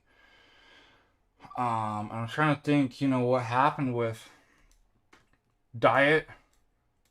Prayers and exposure, pushing past exposure to the uncomfort until you get confidence and you have to practice it. It's hard, like it takes a long time. So you have to go through something similar. There's no easy kind of way, but that's a great question.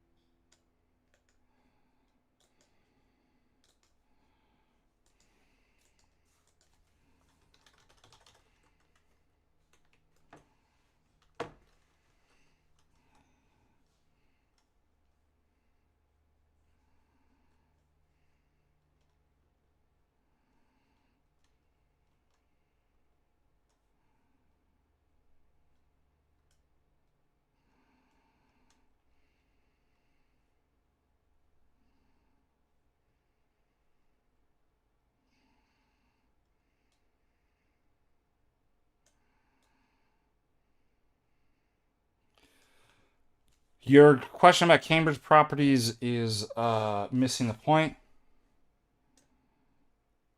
Okay. I'm saying person implies relation to another person. I'm not just talking about relational properties, right? And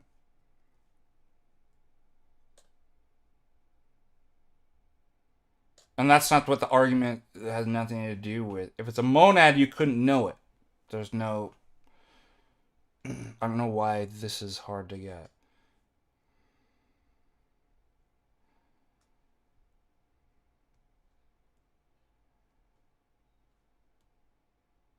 So I think it's just a separate conversation. Cambridge properties in that conversation doesn't relate to it, so you don't have to struggle with that.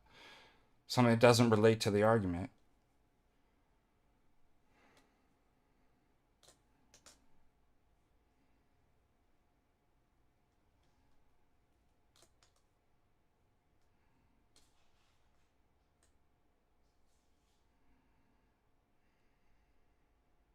Nor does it have anything to do with like what's been revealed.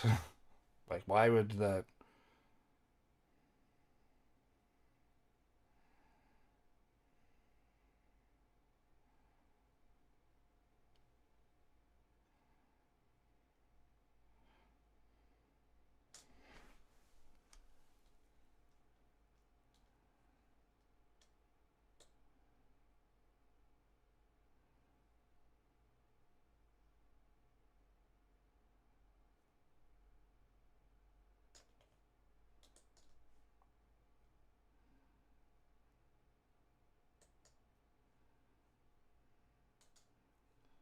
Then I mean, the other way.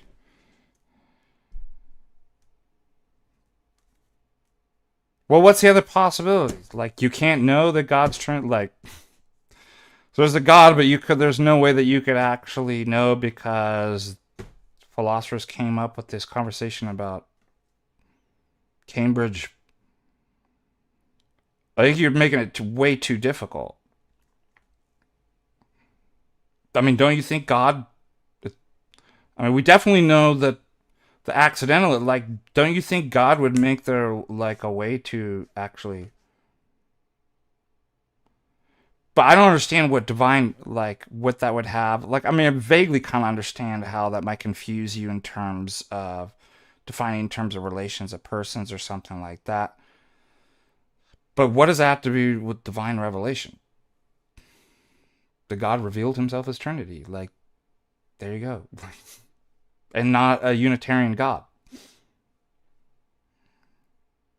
And every religion that the Unitarian God is fake and gay, like, and has like serious contradictions, is ahistorical. So I don't understand what the problem is.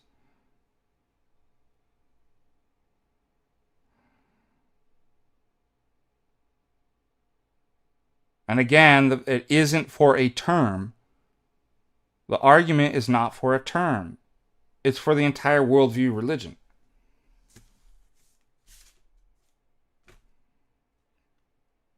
So that's why I don't even, if you're having a problem with it, just avoid it. Like, there's a lot of other ways you can see. There's nothing intrinsically about tag that does the argument that I did. That's just a type of argument that I developed to kind of help people. It's in the fathers as well. Reasons for, but like all you need to know is there's only a couple options, right? And you eliminate those options. All of them, I could eliminate them all because they all believe in autonomous epistemology. And autonomous epistemology leads to a contradiction by assuming that what's necessary is both necessary and not necessary. So they're out, like, so. And then there's just icing on the cake. It's for orthodoxy. When it comes to the other stuff, oh, it's coherent, like it matches the history, it's, consistent.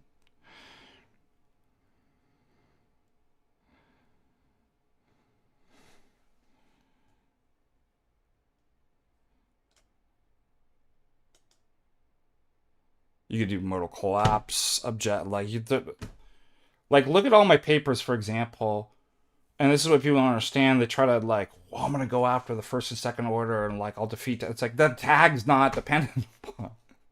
All I have to do, there's just multiple ways. Like, let's count the ways that somebody could fail in autonomous, or their system could fail. Well, if you're like, well, my system doesn't do it, doesn't mean it still doesn't fail, right? So any one of those are sufficient. They're not necessary for tag. They're sufficient to show that, yeah, modal collapse, like all kinds of stuff.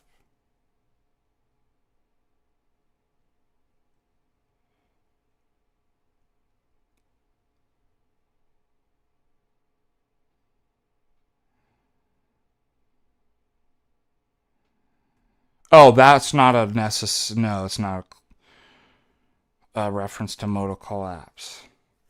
So if I prove intentionalism and accidentalism is false, and the true dichotomy, well, what is autonomous epistemology, right? So what that means is that in order to justify at least second order claims about knowledge, that knowledge exists, or I can be, make these epistemic claims, right? That's the necessary condition. It must be assumed. If you don't assume that, and by the way, that necessary condition, obviously intentional is God, then you'd be like, no, that has to be proven. So what that admits is that if you asked like a Thomist or any of these, so before we begin the argument, are you admitting that it might be possible that God doesn't exist? And we have to prove. They would say yes. Like, so you're admitting accidentalism might be possible, but accidentalism was just shown not to be possible, and therefore, deductively, it must be intentionalism, the necessary conditions. So you're actually saying the necessary condition is necessary and not necessary. That's what I was referring to. I'm like, that's a contradiction. So congratulations, your stupid system failed.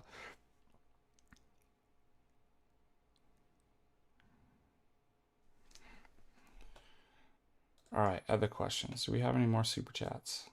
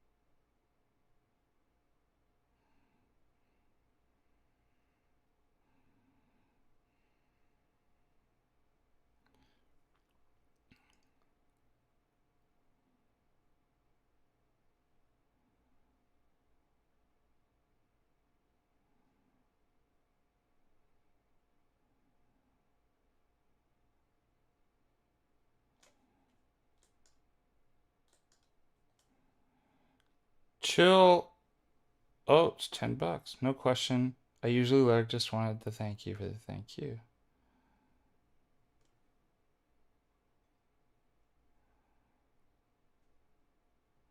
No, it has nothing to do with proving the law of non-contradiction.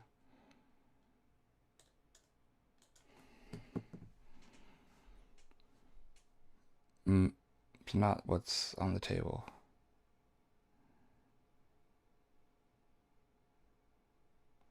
I'm saying anybody believes that a view that leads to a contradiction shouldn't be accepted. So all I have to share is like, your view leads to a contradiction. I don't have to even get into whether they can justify the law of non-contradiction. Like, you believe that you should avoid contradiction, then you should avoid what you believe because it leads to that. You're way overthinking this. It's not a hard argument at all. It's just people make it way more difficult and overthink it until they're like, I don't understand it. It's like, well, you're thinking in the wrong way or asking the wrong questions.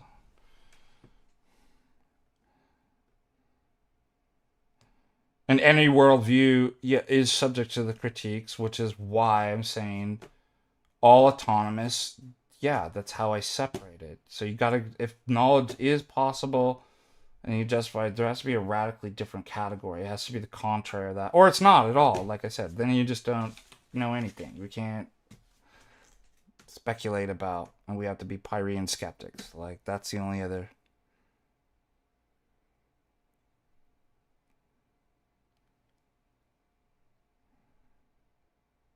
But I think one of the problems is thinking orthodoxy just another one of those systems. Like, well, it's just another one of those we have to. It's like it's radically a different the way that we think about not all these things, right? So if you see the failures categorically of the other, it's like they can't work. And I've got, I mean, how many different arguments do I show that like those systems all fail and can't provide justification for knowledge claims? And it's not dependent on any particular view, epistemic view or something. It's just on their own terms, failures, right? Like I said, if you think, yeah, I ought to avoid contradictions and I won't accept them, and then your view leads to a contradiction, then it's like, man up, be consistent and abandon by your own principles. I'm not asking you, like, I haven't even got into the question of can you justify the law? I'm like, number two,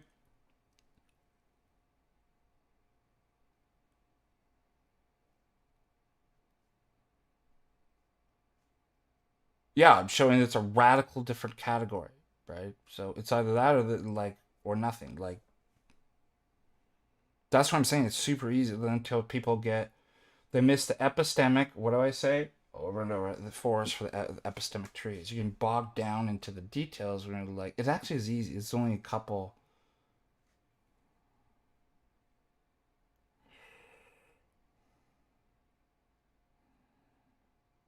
Right. What else was I gonna?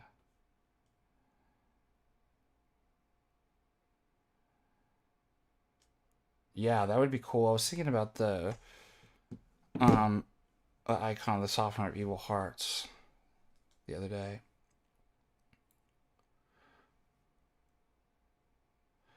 By the way, so I understand what your argument is about the Cambridge, thinking about some more.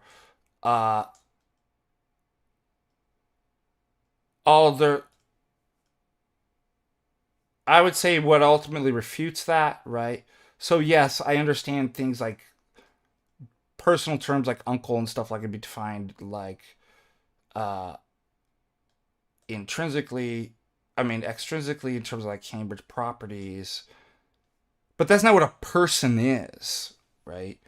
And so I think if you read, and it's too much to go into right now, uh, but it's in the Cappadocian, like what a person is not simply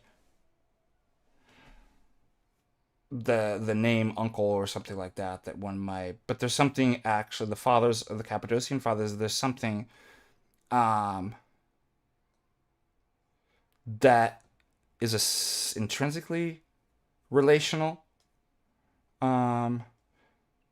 who talks about this too is John Zuzelis and Dr. David Bradshaw. And his... also, we worked... It's too much to go through it now. Dr. C.J. Wade solves this problem too. Forgot about this.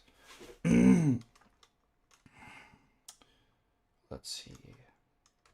This problem comes up in monarchical Trinitarianism. Let's get Dr. C.J. Wade. I gave this as it was too advanced, unfortunately, for my seminary students. I shouldn't have. Excuse me, Joshua C.J. Why is this? Oh, here it is.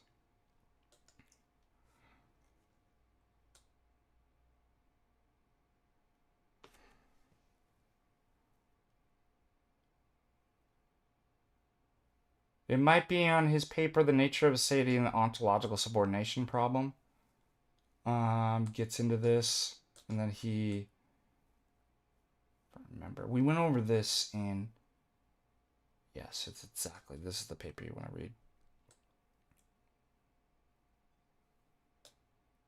It's difficult, though. If you're not trained in philosophy, you're probably not going to get...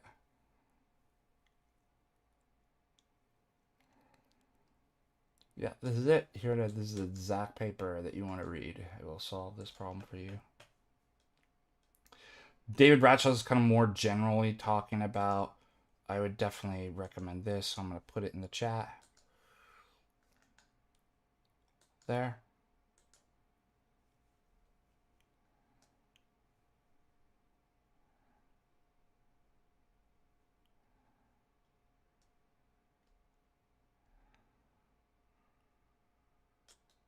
Okay, then if you're a philosophy major, you'll probably get that paper.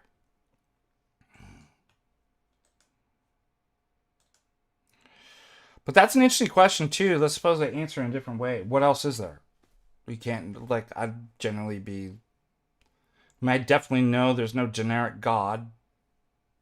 None of the classical arguments work. Natural theology's bunk and bogus.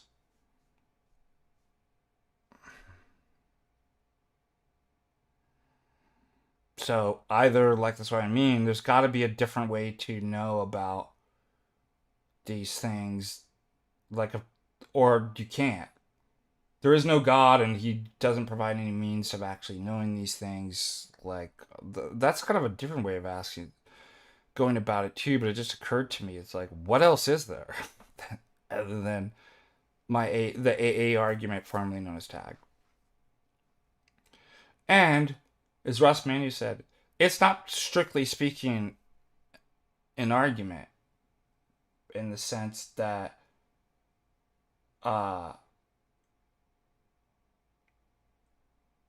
as he says, there's no purely rational argument for theism. There's only a theistic account of rationality. Have you read my papers, An Orthodox Critique of Natural Theology? And what I've worked with Dr. C.J. Wade, Dr. Garibay. Like, those are the strongest, like the theistic fallacies. Like, if you want to get into the rigor of, in terms of there's no referent, all the things that natural theology is kind of premised on. Also, I know it's false because it denies the energies doctrine. So I don't think any Orthodox Christian should accept natural theology because it's defined as what the human mind can know alone from the natural light of reason apart from divine revelation. Like, that's just the most blasphemous statement I could ever think of. Everything's divine revelation. There's no separation between divine supernatural revelation and natural divine revelation. Like, so to say, but like, yeah, but I could do it. That's why it's autonomous. Oh, I can do and build my Tower of Babel by myself. Thank you very much, God. That's exactly what natural theology. It's like, but you can't even justify any of these, like your basic. And so not only is there's some fundamental errors, like the theistic fallacies paper by Dr. Garby.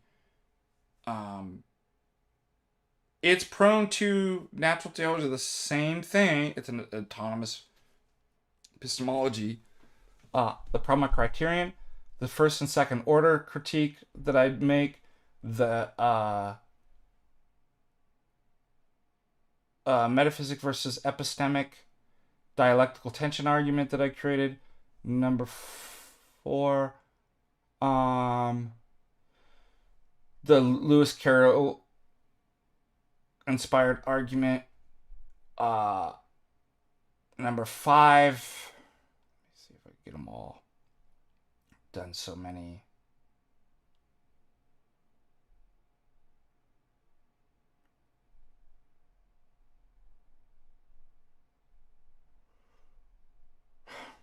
I know there's a 5th.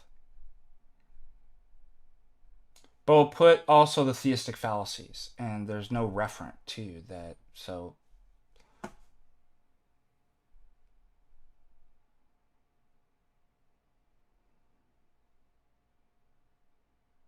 yes, no, everybody knows God. The St. Paul, there's no way that you. Everybody knows. And then what St. Paul says, then people suppress it. Oh, I do make the qualification, though, and distinction. No, you don't have to affirm propositionally that that's why I'm not a presuppositionalist. I don't believe in precept. In order to have knowledge, I think, yeah, atheists have knowledge. They don't have to affirm or presuppose God in order to have knowledge. But they certainly do, people do, in order to make these kind of second order claims. Does knowledge exist? Like, are there genuine instances of it? Well, then now you have to basically provide a metaphysical account of how that's possible. And not affirming God will lead to what? Well, either you just subscribe to some theory that's clearly knowledge would not be possible. Maybe, I don't know, materialism or just atheism, accidentalism, or something like that. Or you epistemically bootstrap. Well, I'm just going to make up this, I'm going to just subscribe to this theory, Aristotle's theory over Plato or Hume's. And that's how I know. That's where my metatheoretical epistemic theories and metatheoretical validation comes in. It's like, yeah, but how do you verify that theory without putting your epistemic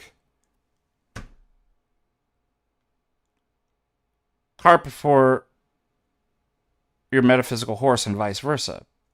It's like, I have no way of verifying that's the what, like, so there's no way out of it. And all of natural theology is based on that. So it's like, no, they can't ever, yeah, they can know stuff. They don't have to assume God, right? But at the second order of verifying how knowledge is possible and what metaphysics is true, absolutely you have to. And none of natural theology assumes that. So natural theology is false.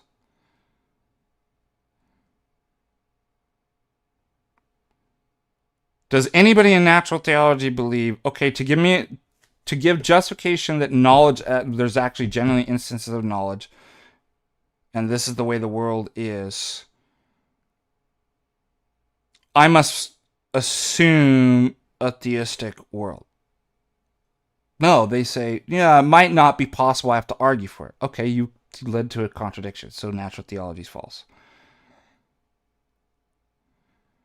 They just later come to, well, I thought so, and then well, first of all, how is it they prove God? Not by any justifications, and it doesn't even refer to anything. The natural theologian has no reference. It doesn't attach to any entity. So there's that.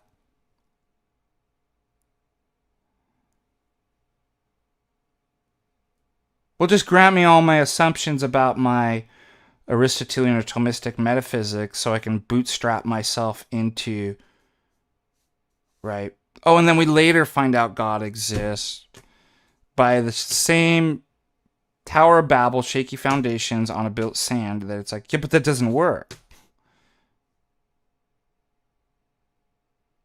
How can you have knowledge in natural theology if it's all of the what it's based on, the arguments are unjustified? Even if I believed that they could actually, the referent could attach, which it doesn't, it would still be all wrong because it's all unjustified. You can't have knowledge, unjustified knowledge.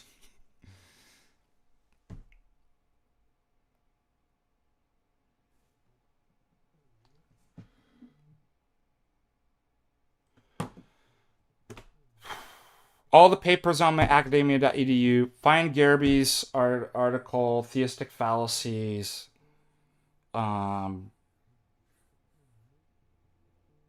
Also, I think monarchical Trinitarianism refutes, obviously, natural theology as well.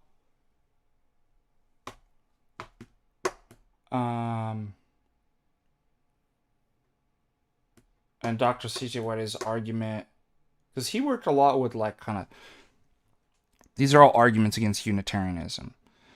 I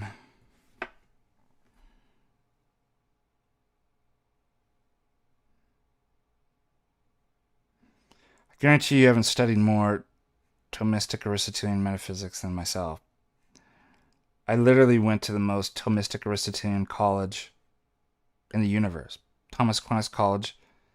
I wrote my master's and PhD on Aquinas and Aristotle. Like, trust me, that itself is what,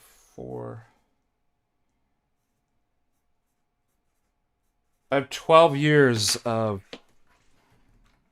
educate under the very best. Like, I've thought through. I could save the time for like.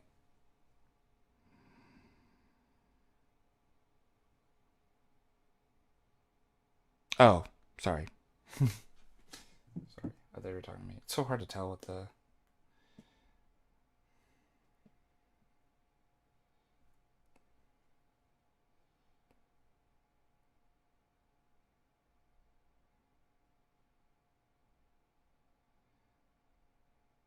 Oh, I gotta go. Forgive me. I got my the seminary's calling me. God bless you guys. Great conversation, by the way. Like the challenge. So thank you so much for the